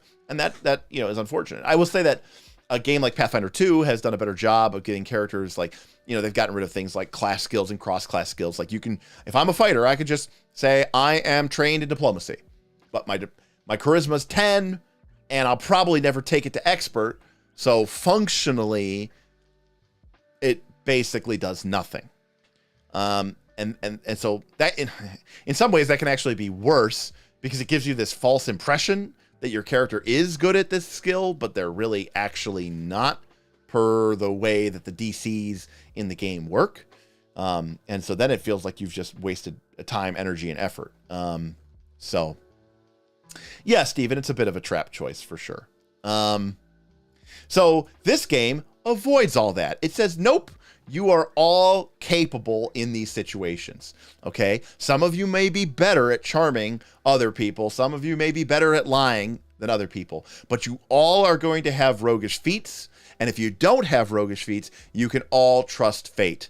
And it's just as valid of a choice. It just sometimes has extra unforeseen consequences. All right. Next, wreck something. And at first blush, this doesn't seem like this makes a lot of sense, but I think this is important that this is a basic move. It says, when you wreck something, roll with might. On a hit, you seriously break it. It can't be used again until it's repaired. Doors, walls, castles. Now you might say, Derek, so what? I can just run up and wreck something? I can just break a castle down? Remember, to do it, do it. It has to be a narrative choice. I cannot stress this enough. This is why people tell you don't name your move. It's because they want you to avoid thinking the way that actions work in Powered by the Apocalypse. If my character just starts punching a stone wall, okay, that's not, you might say, oh, so that roll with might and it's broken? No, we never triggered it. We never triggered wreck something. Why are we rolling any dice? Because I'm punching, I'm wrecking it. I'm wrecking something. You can't wreck something. That's not an action that you can take in the game. You can punch a stone wall with your fist, but that doesn't trigger a move because you're not wrecking it. That wouldn't do shit. Except for probably give you, like, I don't know, a sore hand. Now, if you and a couple of your buddies get a big battering ram and you start taking it to the stone wall, or you find an area where the stone wall has been crumbled or weak and you get a gigantic sledgehammer and you start going to hand on it. And by the way, we're just talking narratively, and I'll go, oh, you're taking, you found a weak spot where, the masonry is loose and you're crashing into it with a gigantic sledgehammer. You're like, yeah. And I'm like, oh, so you're wrecking it? You're like, yeah, I'm wrecking something. And now you get to roll because what you did in the narrative triggered this move. But you can't just do the move because otherwise you could be like, oh yeah, I punched the castle and it collapses. That's not the way that this move works. That's not the way Powered by the Apocalypse works. It's you need to take that D20 assumption and sort of flip it on its head. The action comes later, and it may not come at all because this is not something that you can do all the time. It's a trigger. It happens when, in the narrative, in the fiction, you have done something that would require us to roll this. So, on a hit, you break it. It can't be used again until it's repaired. But on a 7 to 9, there's a consequence. There's a cost. You're imprecise and dangerous. You cause collateral damage. You attract attention, or you end up in a bad spot. And again, it's the GM's choice. Remember, the player wants something. They want the story to go in a different direction. They want the story to go in the direction, the part where they break into the jail by ripping apart the bars and get the prisoners out. That's the direction the player wants the story to go. As the GM, I want the story to be like really interesting. I don't know. I probably want the players to be captured, and I want them to be put up for execution for daring to violate the dungeons of the Airy Magister. So we're gonna roll dice and we're gonna find out. So if you roll a 7, 8, and 9, though, you get what you want. The bars are broken. The villagers are free, but I get something as well. In my case, you might attract a lot of attention, and it makes a huge amount of noise, and there's armed patrols swarming in on you from every direction. Oh, you could end up in a bad spot. The guardsman wakes up that was previously sleeping, and now he's aimed a spear point right at your heart. So again, you get what you want, but sometimes there's costs as well. Rolling in Powered by the Apocalypse isn't really about beating the game the way it is in D20. It's more about, it's like an oracle to just sort of see what happens next. The reason why I think this move is important, though, is because it shows us that these characters aren't all just about talking. It's not all just about being slick and being smooth and being, like I said, silver-tongued devils. It's not always about talking to people or lying your way out or being really clever and discreet and roguish. Your characters can be pretty brute force as well. They can be pretty obtuse. Your vagabonds can be, sort of larger than life. They can really take matters into their own hands. So they can get physical. And it doesn't always, this is not a, this is not a James Bond even breaks up, but it's not like a super spy game where it's all just talk and sneaking around. Like, no, this game could be very much about big, loud explosions and fights and combat and tearing down walls and battering down doors. It can be very much at that level as well. And that's why having this here is important as well. And our last move, which is kind of standard fare, is also kind of interesting because it has one little line here, and it'll be interesting if you at home see it early. It says, which tells a lot about this game. It says, when you help or interfere with another vagabond. So note, this is not to be used against NPCs. It's only to be used against another vagabond. Mark exhaustion. That's like a form of resource that you have, kind of like hit points. So it's like you take a little bit of exhaustion. It's a way to balance it. It's a game mechanic. So when you help or interfere with another vagabond, mark exhaustion to add +1 or -2 to their roll after they've rolled.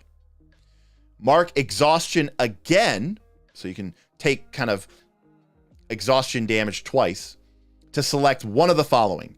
You conceal your aid or interference. So you either can conceal your aid or you can conceal your interference, or you can create a new opportunity or a new obstacle. So why this move is so important for telling us what this game is about. You can aid your ally just like Pathfinder 2. But you can also interfere with your ally. You can make it harder for them to succeed. You could turn one of their successes into essentially a failure. So while I would say that this game is not about player versus player conflict in the sense of fighting each other, it is the case that the players may have different goals. They may have different intentions. They may have different designs. They may have different allegiances. The vagabonds may be working together, but they aren't this holy sacrosanct party, bonds of brotherhood stronger than everything that we would see from, your traditional D20 game. These vagabonds can sometimes kind of sell each other out, maybe. You don't have to, but you could. And you can even mark, and again, at the table, obviously, if I screw over Steven and I decide to interfere with him to give him a -2 to his roll after he rolls, turning his 7 to a 5, which is now a failure, I can mark exhaustion again and conceal that interference. So Steven knows that I interfered with him, but Steven's character doesn't know that my character interfered with him. And Steven's not going to get mad at me because I'm not doing this to be a dick. I'm doing this because, guess what? I'm role-playing. My character would interfere with your character. This will make the story more interesting. It's going to take us in an interesting direction, a place that we did not expect to go before. But I am playing true to my character, and my character would interfere with you here because he or she does not want to see your character succeed. I love Steven. Steven's cool. And if you're playing this game, if you're Steven, you can't be upset that that just happened. In fact, your player character doesn't even know that it happened. I mean, you might even think it's hilarious. You might even be like, that was awesome. Steven may have even been the one to point out to me and said, Derek, do you think that your character might interfere with me here? Because if you think about it, right, I kind of screwed you over before. And this is like an opportunity for you to not only get back at me, but this could end up giving you the kind of reputation and clout that you need with the Marquis Sate in order to get, whatever you need. It's like, yeah, no, you're totally right. Oh my God. Yeah, totally. You're right on. And I'm totally going to screw him over, and I'm totally going to give him -2, and I'm totally going to interfere or conceal my interference. So this is a big deal, because this lets us know that this game isn't always about, sunshines and rainbows. It's about vagabonds, scoundrels, ne'er-do-wells. All right. So these are our basic moves to the game. And from this, we can tell a lot about our game. We can tell that our game is about, we said before, the beginning of the game, section 1. What is Root?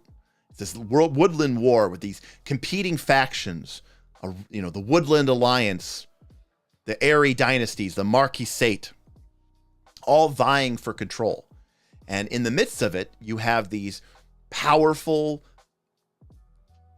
masterless, sort of mercenary vagabonds, these scoundrels who, play bourgeois. It's a bad Sean Connery impression from Entrapment movie. Anyways, they're playing against each other. The vagabonds might be in it for a paycheck. They might be in it for power. They might be in it for personal glory. They are rogues. They are Star Wars Episode 4, A New Hope, Han Solo. I'm not in it for your revolution, kid. I just want money. I'll take you. I'm trying to pay off a debt from another guy that I got to do a debt. I'm a smuggler. I'm not a bad guy. I might have my principles. I might have my morals. I'm not necessarily evil, but Han shot first. So, granted, this was a bounty hunter that was trying to come and kill him, but Han shot him first, and he's not a good guy. So that's like what the game is telling us that it's about. These basic moves tell us, is the game giving you the tools and the systems that you need to be that character? Do you have what it takes to be a vagabond, to be this smooth-talking scoundrel in this war-torn, crazy faction-based world? Do these moves give you what you need in order to be that character? And I argue that yes, I think that they do. I think that they give you that in spades, actually.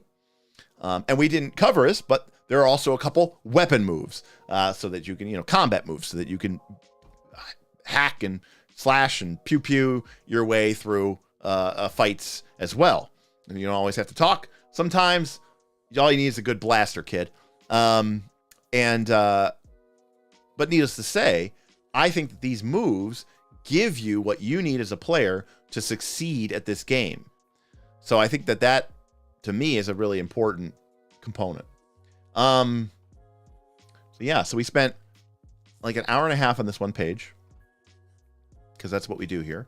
Does anybody have any questions or thoughts or comments, questions, concerns? Because I kind of want to just talk about the third thing, which is we could talk about weapon moves really quick, but I really want to just talk about the character sheet and how you level up. See if they have these here. Oh, they don't have it.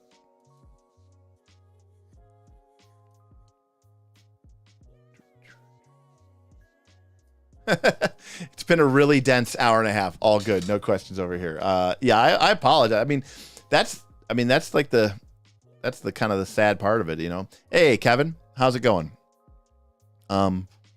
Again, I understand that not everybody wants to think about role-playing games like this, but I mean, whether you want to understand it or not, these things are happening even in your Pathfinder 2 game and even in your D&D game. The difference is whether or not you're aware of them, right? And whether you are sort of reacting to them and functioning on them, because all of these things are true in your Pathfinder 2 game as well. Like, what is your Pathfinder 2 game about? What is your D&D game about? What is this game doing? Do the players have the systems and the skills and the character abilities to succeed at what your game is about? Yes or no? So, lastly, your character. So the third thing is, if you succeed, if you get where you're going, if you do the thing, does the game reward you? So this is basically, how do you level up? Experience points, believe it or not, tell your players everything about your game. I've said it before, I'll say it again. What gets measured gets managed, what gets rewarded gets repeated. So we play games because we want to be rewarded. We want to do things and achieve success, and that allows us to achieve more success, which allows us to get more rewards, which allows us to achieve more success.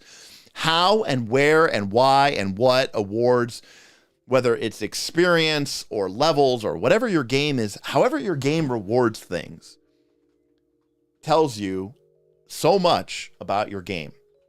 Consider for a moment that my character, tomorrow, Friday, we are playing 5th edition D&D, but this is a super hack of 5th edition D&D with a lot of old school Renaissance concepts thrown into it. And so the players, they only get a tiny little bit of experience points for combat. They don't get any experience points for traps or hazards. They get a ton of experience points for treasure, gems, jewels, precious art objects, looted and taken back to town. That's how I reward my players, by giving them experience points, which allows them to level up, to be stronger, to be strong, so they can get better loot and better treasure and better magical items and fight cooler, more dangerous monsters, etc. to it forever. But I am telling them, hey, if you go and fight a bunch of monsters and that's it, you're going to get 50 XP. And the players go, well, that was a shitty reward. Maybe we shouldn't do that. On the other hand, if my players go and fight some monsters and then find a big chest of treasure and they find 3,000 gold, then they're going to get 3,050 XP. And they're going to go, that was a lot better. But then someone's going to go, yeah, but we almost died fighting those monsters. And we only got 50 extra XP. If there was a way for us to just not fight the monster at all and just get the treasure, wouldn't we still have just gotten 3,000 XP? We wouldn't have gotten 3,050, but we also have avoided ever risking death. And everyone goes, yeah, that's actually a really good idea. And that is the type of play pattern that I want to encourage. Well, Root does the same. Okay? So, your character in Root starts the game. These can change as you go through the game. Your character starts with 2 drives. What is driving your character to be a vagabond, to not settle down, to not,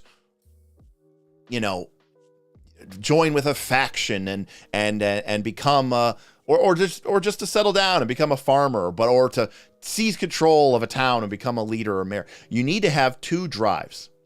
Now, one way of looking at these is that they are backgrounds, because functionally, mechanically, these are just 1 or 2 sentences.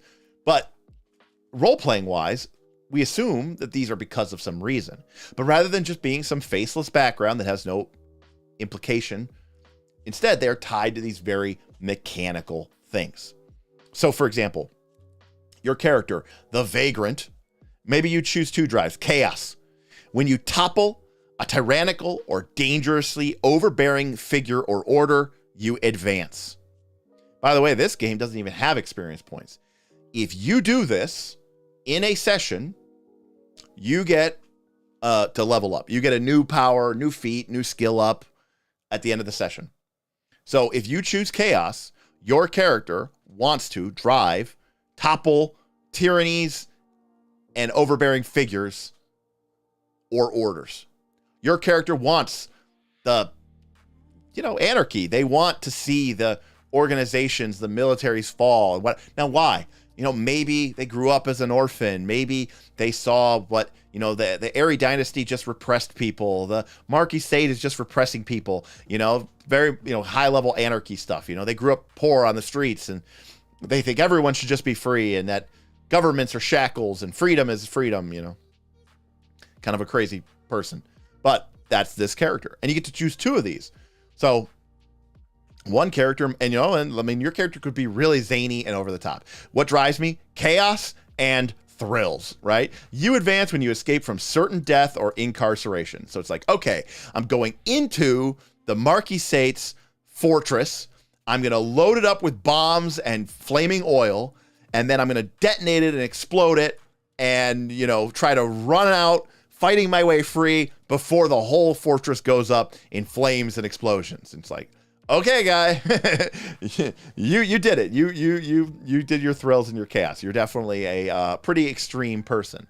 But contrast that with a character like, how about the, there we go. How about the Arbiter?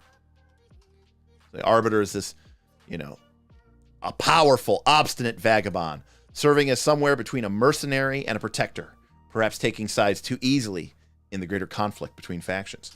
Well, your Arbiter character, he or she could be driven by justice, honor, loyalty, protection. These are very different than what that Vagrant had. But remember, there's no XP to the party. If you fulfill one of your drives, you get an advance. If you fulfill both, you get 2 advances at the end of the session. There's no saving up.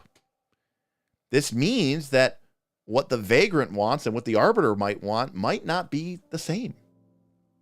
That's okay. That's going to create a form of conflict, right?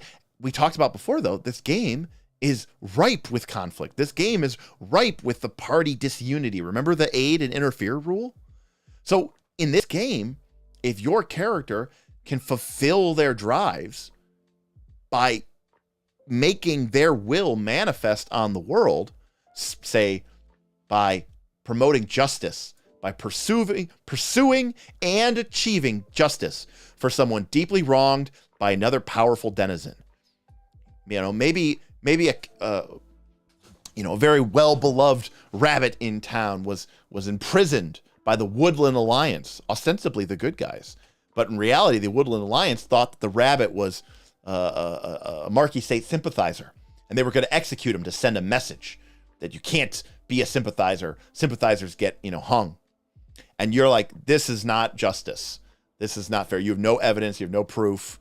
Or maybe that you find out that the person was a Marquis State sympathizer and has been lying. And, you say, look, I have to bring this rabbit to justice, right? It all depends on how we're going to go here.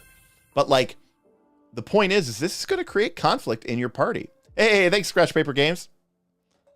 I really dig the more abstract form of advancement, always looking for new ways to progress through story. Yeah. So, in a game like Dungeons & Dragons or Pathfinder 2, you get experience points. And you get experience points for, well, depends on your game, but usually you get them nowadays for overcoming encounters or achieving milestones. We'll look at the most common way that I think a lot of people run it nowadays, right? Which is, what level is the last boss and how much hit points does he have? I bet he's strong. Let's see. Well, a bear would have 5 injury track, 5 exhaustion, 2 decay, and 4 morale. So that's probably about the strongest in this game that it gets. So that would be about it. Ostensibly, you could have a group of bears. That would actually be pretty crazy. So 7 boxes of each harm type. So it would have 12 so an army of bears. That's the final boss, a squadron of bears. So in a game like Pathfinder 2 where you're using experience points, using milestone based experience points, right? The party gets to a certain point in your adventure or in the AP that you're running, and they gain a level. They want to gain levels, right? Not just because it's useful for the game, but because as players, we want to gain levels, right? We want to play the game. We want to experience the game. So what you're telling your players then is the most important thing that you need to do in this game is get to the next checkpoint on the story. It doesn't really matter how, and it doesn't matter where or when, and it doesn't matter what you do, because if you don't get to that key milestone checkpoint, you will not be rewarded.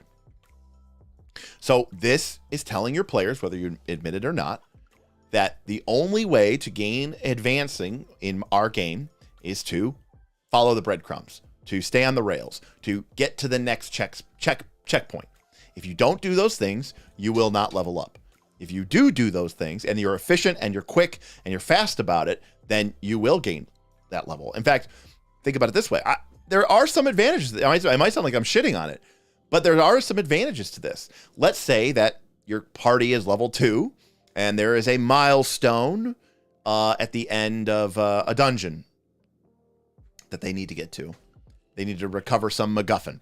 And then it's like, oh, after the party recovers the MacGuffin and brings it back to town, award them level 3. And the dungeon is full of combat encounters that, you're just sitting there. You've got your VTT all loaded up and tokens all ready to go.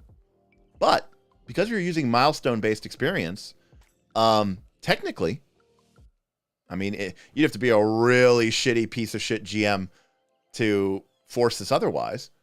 The only thing that your AP and the Rails care about is that the party gets the MacGuffin and brings it to the town.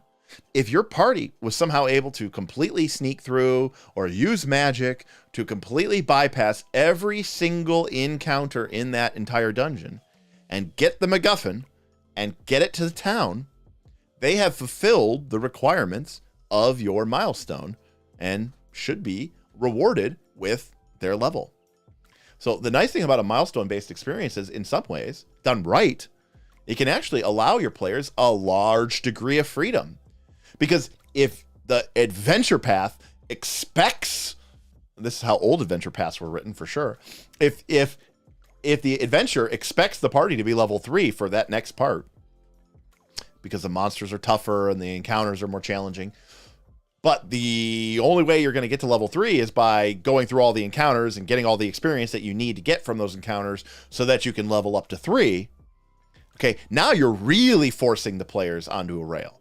Because you're saying, look, you have to fight these 5 encounters, because if you don't fight these 5 encounters, you won't get these 5 encounters worth of experience points, which means you won't be level 3, which means you will have no chance of dealing with the next set of challenges, and you're just going to be behind forever. So milestone-based experience points used correctly can be very freeing and very, opening. But I feel like a lot of people still take milestone-based experience and still expect players to just, do everything right on the exact point and fight every fight and go through every room and encounter every encounter. And that's not good. So this game, though, doesn't have that experience point system. This game is telling us a couple of things. It's saying, number one, this isn't about a slow, gradual buildup. You either did what you did that session and gain in advance, or you didn't and you don't.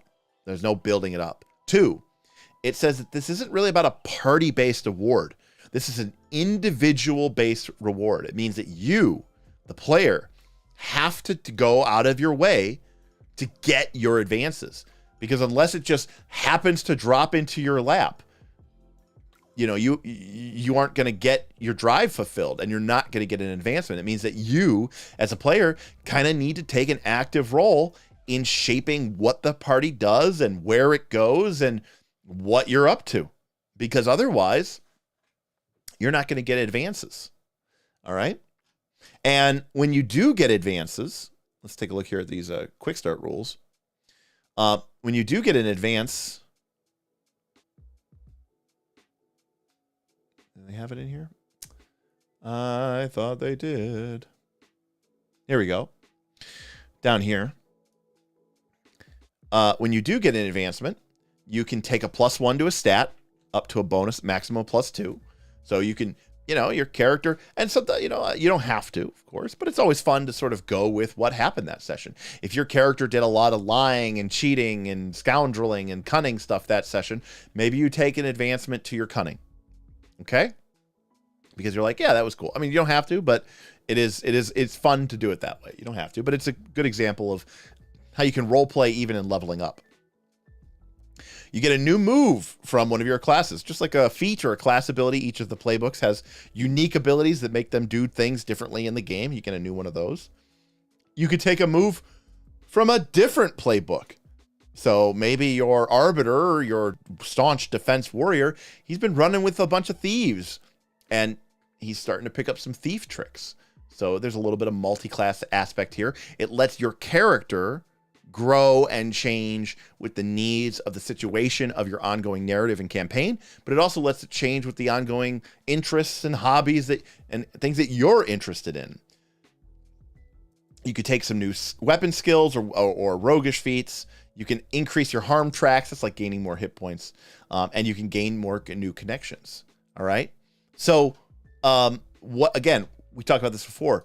If you do the thing that you do, does the game reward you properly? And I argue that it does, because by following your character's drives and pursuing them, you will gain these advancements. And these advancements will allow you not only to make your character better mechanically, +1 to stat, right? I mean, that's basically the equivalent of getting a +2 to attack, right? It's a bonus to a hit.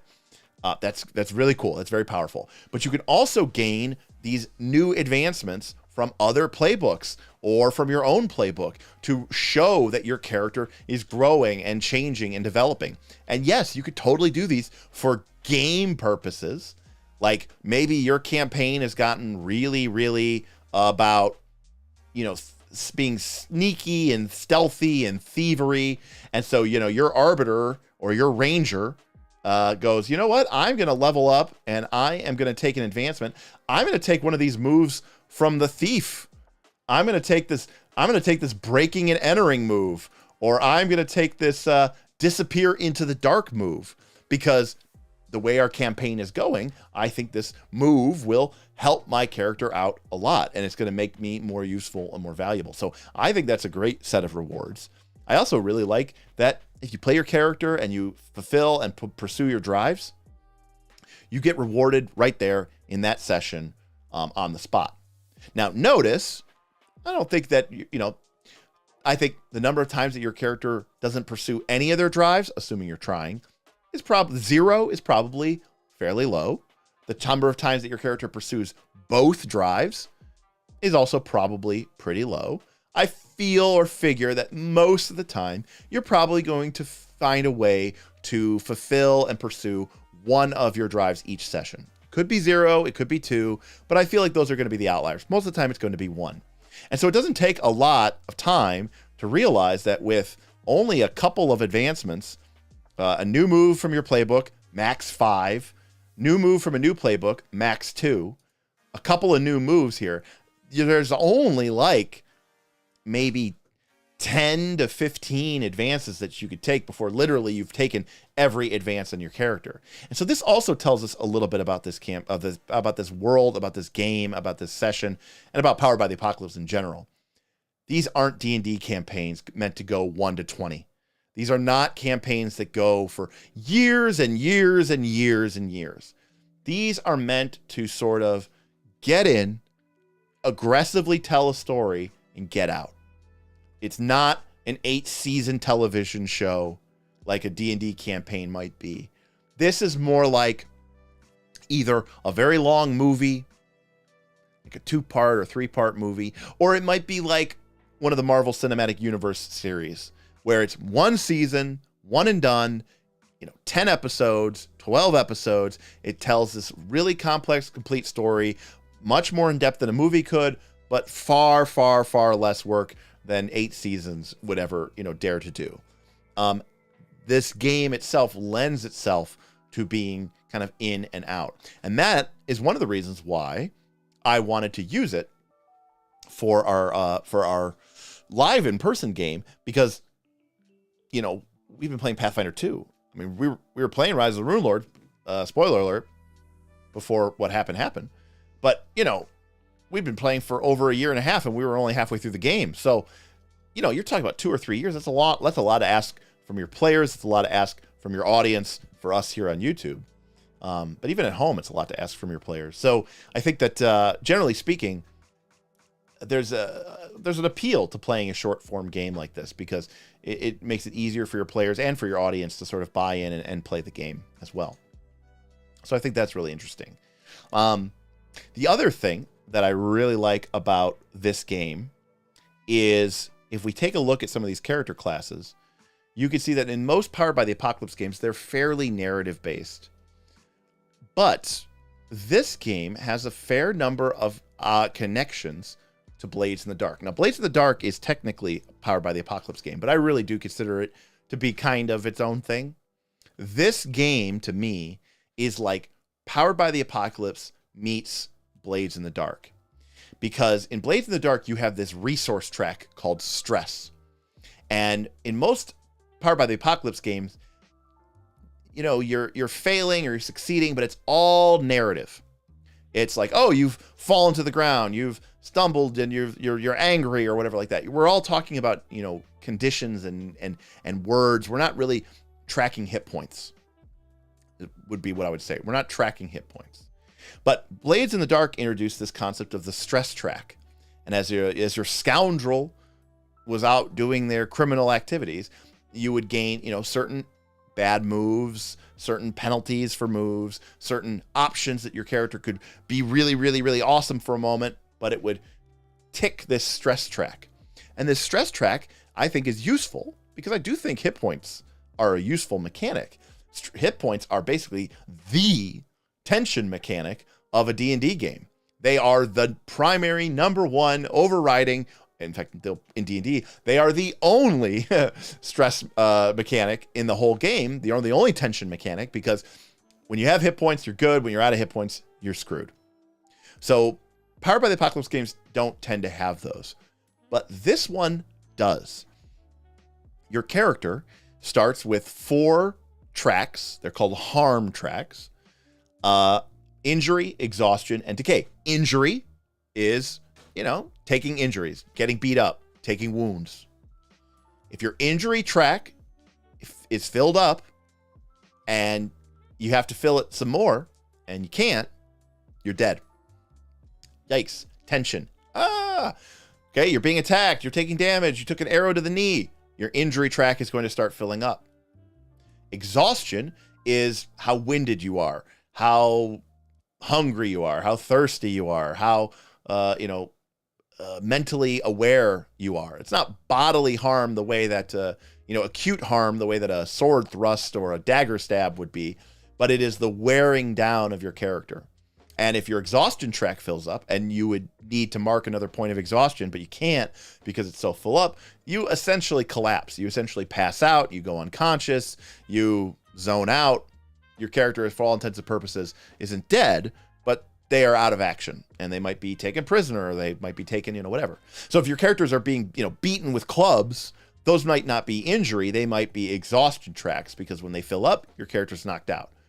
If your character is grueling through the night to try to make it to the next clearing by morning, you might take a couple of exhaustion points of damage. Lastly, there's decay. And decay is your equipment and how your equipment is falling apart. Now, these are the quick start rules. They change a little bit in the main rules. But in the main rules, this is called depletion. But basically what this represents is your equipment, your stuff, right? As your swords chip and break and your shields become worn and your armor links start popping and your rope gets frayed and your lantern runs low on lamp oil, your decay starts building up. And eventually, when your decay is at its maximum point, if you would need to mark decay and you can't because it's full, your equipment starts, you guessed it, falling apart and breaking on you and is no longer available to you. This is such a cool tool for Powered by the Apocalypse GMs who might feel a little strange coming from D20 because they're like, I don't understand what I can do to hurt or punish my players to keep it interesting. When they roll a 6-, I don't know what to do. Well, this game makes it really, really interesting and easy. Now, there's still a million narrative things that you could do. Like, for example, if we scroll down here to the bottom, these are all the things that a GM could do when it's your when it's your turn. But you'll notice the first thing is inflict injury, exhaustion, decay, or morale. Morale is for NPCs, as established, meaning if I describe that rocks are falling and your character says, I'm going to leap like a human arrow and vault out of the nearby cave entrance, ducking and rolling. And I go, oh, okay. Sounds like you're attempting a roguish feat. Do you have acrobatics? And you go, no, I don't have acrobatics. I am just running, trusting the lady luck, hoping the rocks don't hit me. And then when I think it looks good, I'm going to leap. I don't even know what's outside that cave. Could be a nice soft dirt road. It could be a 50-foot drop to spiky rocks. So I'm definitely pressing my luck. I go, great, roll plus luck. You roll a plus luck. You have a 0 luck. So you roll a 5. You're like, ah, shit, I rolled a 5. And I go, okay. That means that the GM gets to make a move. And so I can look at this move chart and I could do any of these things. Now, some of these things are great. They're amazing. They're what make Powered by the Apocalypse games so good because they keep the story going forward. We call this failing forward. Things like reveal an unwelcome truth. You ever see a movie?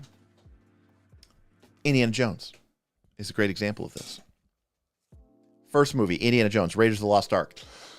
He's running out of the temple, right? And the giant boulder is coming to crash onto him.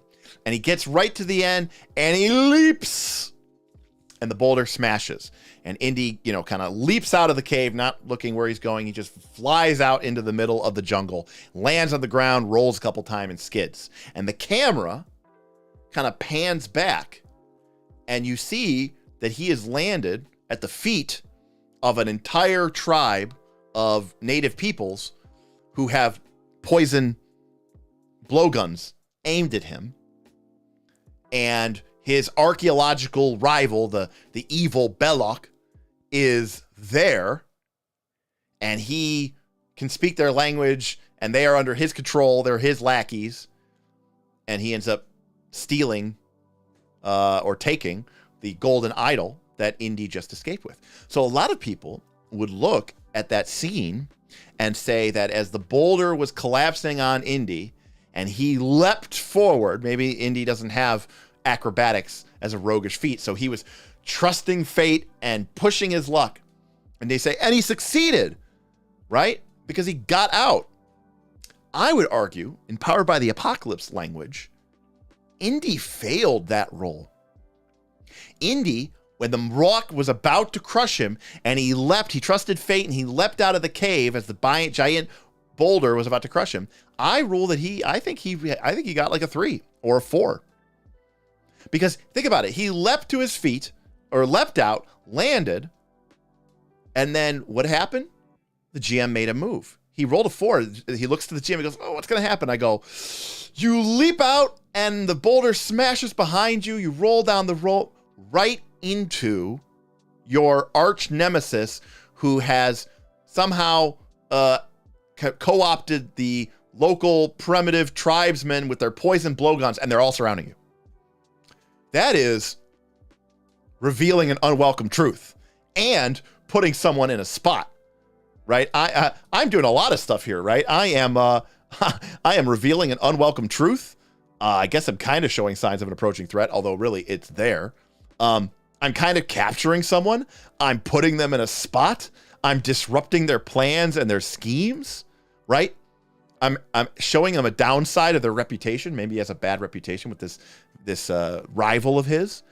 I'm doing everything but hurting him. So when Indy escaped from that cave, I think he didn't succeed. I think he failed. And I think the GM, Steven Spielberg, chose to reveal an unwelcome truth or put him in a spot, like putting him in a spot. You're surrounded by natives with poison blow darts, and reveal an unwelcome truth. And they're led by your arch rival who is here to steal the idol. And then you tell them the consequences and ask. He demands that you give it over to him. If you do, he says he'll let you live. If you don't, he'll shoot you full of poison blow darts. What do you do? So those are great. That's what makes Powered by the Apocalypse really great. But number one, that can take some getting used to. Thinking about Indiana Jones in that situation as failing and then putting them into a spot is tough when you're new to the game.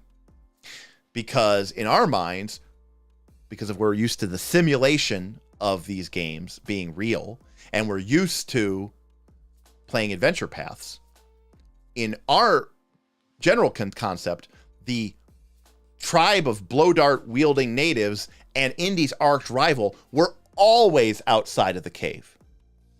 And that if Indy had failed that check against the rock, I guess it would have done a bunch of damage to him and killed him. But pass or fail, those people were there. Because that's what the adventure writer wrote. Because that's what's going to make compelling, and that's what's going to make it an interesting movie or adventure. A Powered by the Apocalypse GM would not have had any of that there. And Indy failing that role, him getting crushed is the least interesting thing. So by choosing for you to reveal these things, you make the story a lot more interesting. But that didn't exist until that moment happened. If Indy had gotten success, he would have gotten away, and it would have been fine. And maybe those people would not have been there. And you're like, well, Derek, then the story wouldn't have existed. No, it would have just gone in a very different direction. I digress. My point is, that could be kind of tough to do. And even me, sometimes you're in a situation where you go, I don't fucking know. They just beat you up. I don't have anything cool or narrative to do. And normally, in a Powered by the Apocalypse game, that can be really tough to do. Because there's not like hit points that you can lose. There's not a stress track that you can ding against. But as you can see here with the first example of a GM move, we can inflict injury, exhaustion, decay, or morale as established. And so in this situation, when our intrepid, Indiana Jones, I guess he's a scoundrel, right? Or maybe he's a thief. I don't know. When he leaps out of that boulder cavern and rolls a 6-, you could, come up with this whole cool backstory about how now there's his rival here. But maybe you can, or maybe you're not thinking about this, or maybe you're new to the game and it's just a little bit beyond you. And you could just say, you leap forward, but rocks fall all over you. You get crushed by a couple of them. You hear a couple of ribs snap, and you roll down the hill, bumping and banging into a bunch of other rocks and roots and overgrown pieces of rubble from the temple. You're coughing, you're winded, you're hurt. Mark 3 boxes of injury, 1 box of decay, and 2 boxes of exhaustion. And you're like, okay, that messed me up. And you're like, yes. And the player goes, okay, I got my consequence. I'm still good to go. And we can move on from here. And it's just a lot easier sometimes to actually have something like a hit point tracker or a stress tracker or Root, they call it a harm track. In this case, Root has 3 different harm tracks because, hit points are sort of just this one monolithic thing, and no one's really sure what hit points represent. Is it how much meat I'm made of, or is it how much luck I have, or is it how much skill I have? And if it's skill and luck, then how come I take that when I fall? What does that have to do with how skilled I am? I don't understand. But in this game, you get 3 different tracks. And so depending on the narrative and depending on the language that you've established, you can tick or check against these different tracks. So anyways, so that to me is how Root really distinguishes itself as an RPG from both games like Pathfinder 2 and D&D, but also from other Powered by the Apocalypse games, is it really includes this additional element here of this track system, which lets you sort of mark and have everybody understands what this means. This means you have 4 hit points. Now you have 3 hit points. Now you're down to 1 hit point. Okay, now you're at 0, and bad stuff is going to happen. Like you're dead, you're unconscious, you're broke, all your stuff's missing. Or we get that. It's easier to communicate information with your players that way, and I think it could be really, really powerful. So that's one thing that Root does that's very different from other Powered by the Apocalypse games. The other thing that Root does that's very different from other Powered by the Apocalypse games is this idea of having these sets of roguish skills. These, where are they? Where are you at? Where are you at, roguish skills? Roguish feats. Sorry, I said it wrong. Those are weapon skills.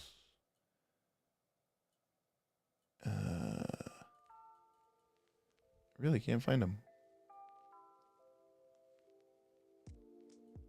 Why can't I find them? Am I looking at the wrong thing? This is weird.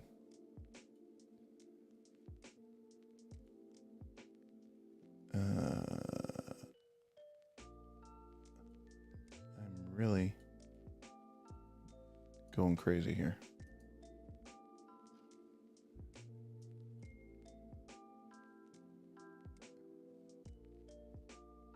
Oh, here we go. Sorry. I just had a thing. Roguish feats, right? And so this is also different than most other Powered by the Apocalypse games. This is a little bit more, dare I say, D&D-ish than most Powered by the Apocalypse games. Most Powered by the Apocalypse games would just have a generic, you wouldn't have this level of individual customization. But, this game sort of divides it, and it says, look, your character can do all these things, but you're either trained in it and relying on your skill and your finesse, or you're not really trained in it and you're relying on your luck.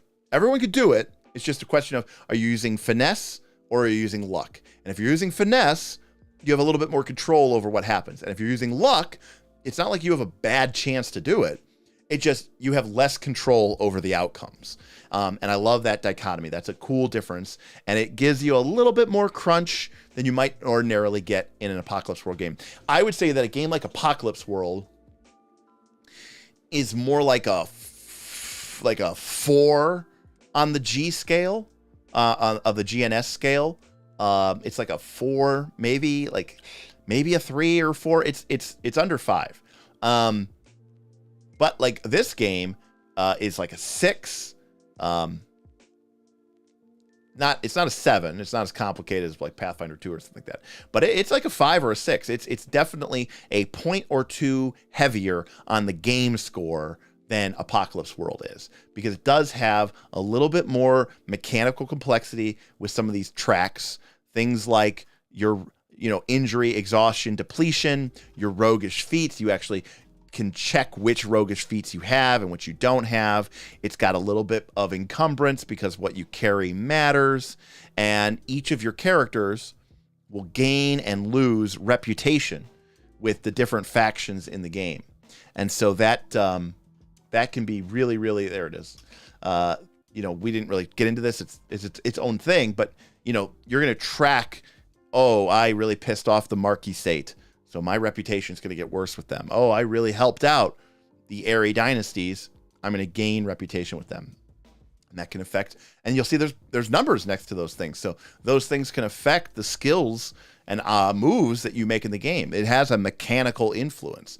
And so it's kind of another good example of what this game's about. This game's really about messing with, interacting with, and otherwise playing with these different factions, which are all struggling and fighting for control of the woodland.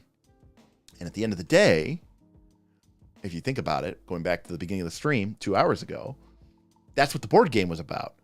It was about the vagabonds doing their own thing and trying to gain their own motivations and wealth by amidst all these other factions that were competing for dominance. And so in that way, the game is trying, through role-playing, to create or emulate the experience of the vagabond faction from the board game. And I think it succeeds. So I think the game is well-deserved as a silver medal. It could have easily been gold, in my opinion. I like Thirsty Sword Lesbians a lot, but I like Root better. And they take a lot of stuff here, and they took it to Avatar Legends. Again, Korra and Aang, not Jake Sully. But they got rid of some of the more mechanically complex areas. But they did keep some of it with their Avatar game. And so Avatar, to me, feels a little bit more like a traditional Powered by the Apocalypse game. But they're doing things with some of these tracks that I think is very, very smart. It's very compelling. I think tracks are very interesting. From our Patreon and from our discussion that we love, Bob, Aaron, and I, we love clocks and tracks. I think they're a great tool to just connect your players and the GM with a mechanical narrative linkage that's very easy to understand, very obvious. There's no ambiguity or beating around the bush. It's like, yes, narratively, we can describe it as the armies are building in the east and the fortress has been rebuilt and the bridge is, but that's all vague. They're at 5 of 8 of they storm the castle. They're at 5 of 8. So the three more, victory points, 3 more, clock segments to go, and then they will have succeeded and attack the city. But we're talking in narrative, but we can just say that they're 5 to 8. Renzo asks, have you seen Heart, The City Beneath? I have not read Heart, Renzo. I have read Spire, and I understand that Heart is different, but it is on my list to read. So I'm definitely looking forward to taking that. And I know that some of our patrons, at least 1 or 2, have picked it up, and they said it's pretty good. Although apparently it's expensive to buy. I mean, maybe you can get the PDF for free, or not for free, but for cheap. But apparently the hard print copy of it is very, very difficult to find. So, yikes. So that is tonight's stream about Root. We managed to keep about 25 people here. Don't know how many of them are bots, but good on you for hanging out with me. Again, we did Legend of the Five Rings. We did Quest for the Frozen Flame, Adventure Path. And now I'm talking about Root. Knights of the Last Call clearly do not care about YouTube views or gaining subs. Otherwise, I would be talking about one D&D over and over. And Critical Role, and oh my god, 2 people died. Critical Role, 2 people died. Would this have happened if they were playing one D&D? Oh, dun dun. And then my video would have been 11 minutes long. But we don't do that here. I feel slightly empowered to talk about whatever I want to talk to, because we have a great Patreon. We have an incredible, supportive, and amazing Patreon, which allows us to sort of ignore the algorithm, and it allows us to ignore what people are going to click on and people are going to get views, because our Patreons and our patrons from our Patreon pay the bills, along with the tips and donations of folks like you. That's what keeps this channel going, and that's what allows us to do what we want. Are we going to make Pathfinder 2 videos? Of course. Am I going to make a Legend of the Five Rings video? You bet it. Are we going to do a Root actual play? Sure, why not? I get 30, 40 people watching my Pathfinder 2 actual play. Do you know how many people I'm going to get when I play Root? 15. Okay? That's my guesstimate. 15. Why are we doing a Root actual play? 1, we want to do it. 2, our patrons would like to see it. They voted for that, by the way. And 3, because I think that is going to raise the level of discourse, information, and knowledge that is out there on the internet about different role-playing games. Because as much as I think you should check out and play Root or, Legend of the Five Rings or any of these other games, I'm okay with you playing D&D, and I'm okay with you playing Pathfinder 2. I just simply want you to be exposed to other ideas, because I think that's what makes you a better game master, and I think it's what makes you a better player as well. And I think you are going to see little nuggets. Sometimes you might see a game and say, I love this game, I want to play this game full on. Great, that's awesome. But a lot of the times, you are just going to see things, and you're going to say, that would work really well for me and my group. This would really fix a problem that I have with the current game system that I'm playing. If I took that and I modified it and put it into my game of Pathfinder or Dungeons and Dragons, I think that game would work a lot better. That is an incredible tool set to have as a game master. And I think it's well worth developing. So as much as I love playing these other games, I mean, a big part of it is just learning from them, reading from them, experiencing them. And, we do that a little bit on these live streams, but in our Patreon, we also have people playing them in our community games. We have all patrons who are running Spire and Heart and Call of Cthulhu and Legend of the Five Rings and a million other things to get these things in. Hey, thanks Boopy. for the Root overview. Probably not the right game for my group, but I might spring it on them as a one-shot just to see. Boothby, I think that's a really good point too. Thank you so much for that $10, Boothby. But not every game's for every person. I mean, before this stream went live, I was talking, but Ben had a game on his bookshelf, and I was like attacking him because I hate it. It's on my bookshelf too. It's back there. Like, hold on a sec.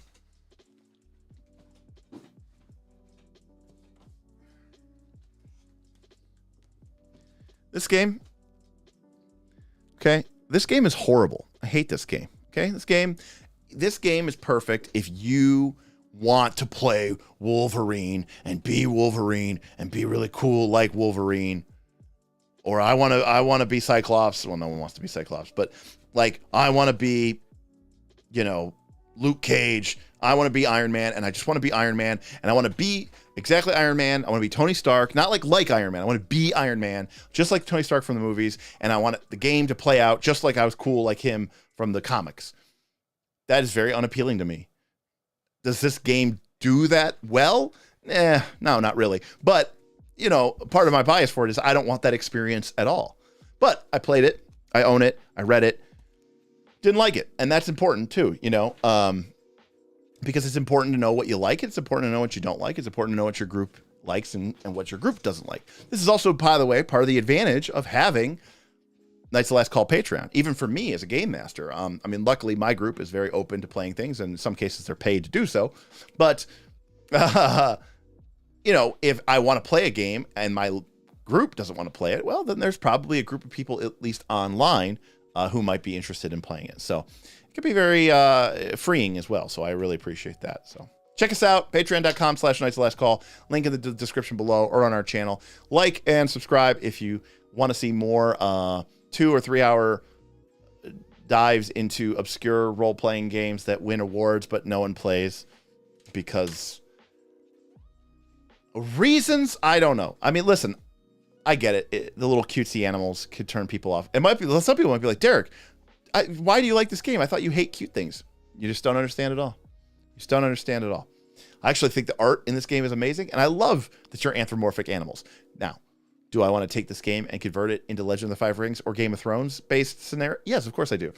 Because I think it would be really awesome. Whether you're anthropomorphic animals or not. I think part of it would be funny if you were anthropomorphic animals. But, House Stark, wolves. House Lannister, cats. House Targaryen, dragon, lizard people, right?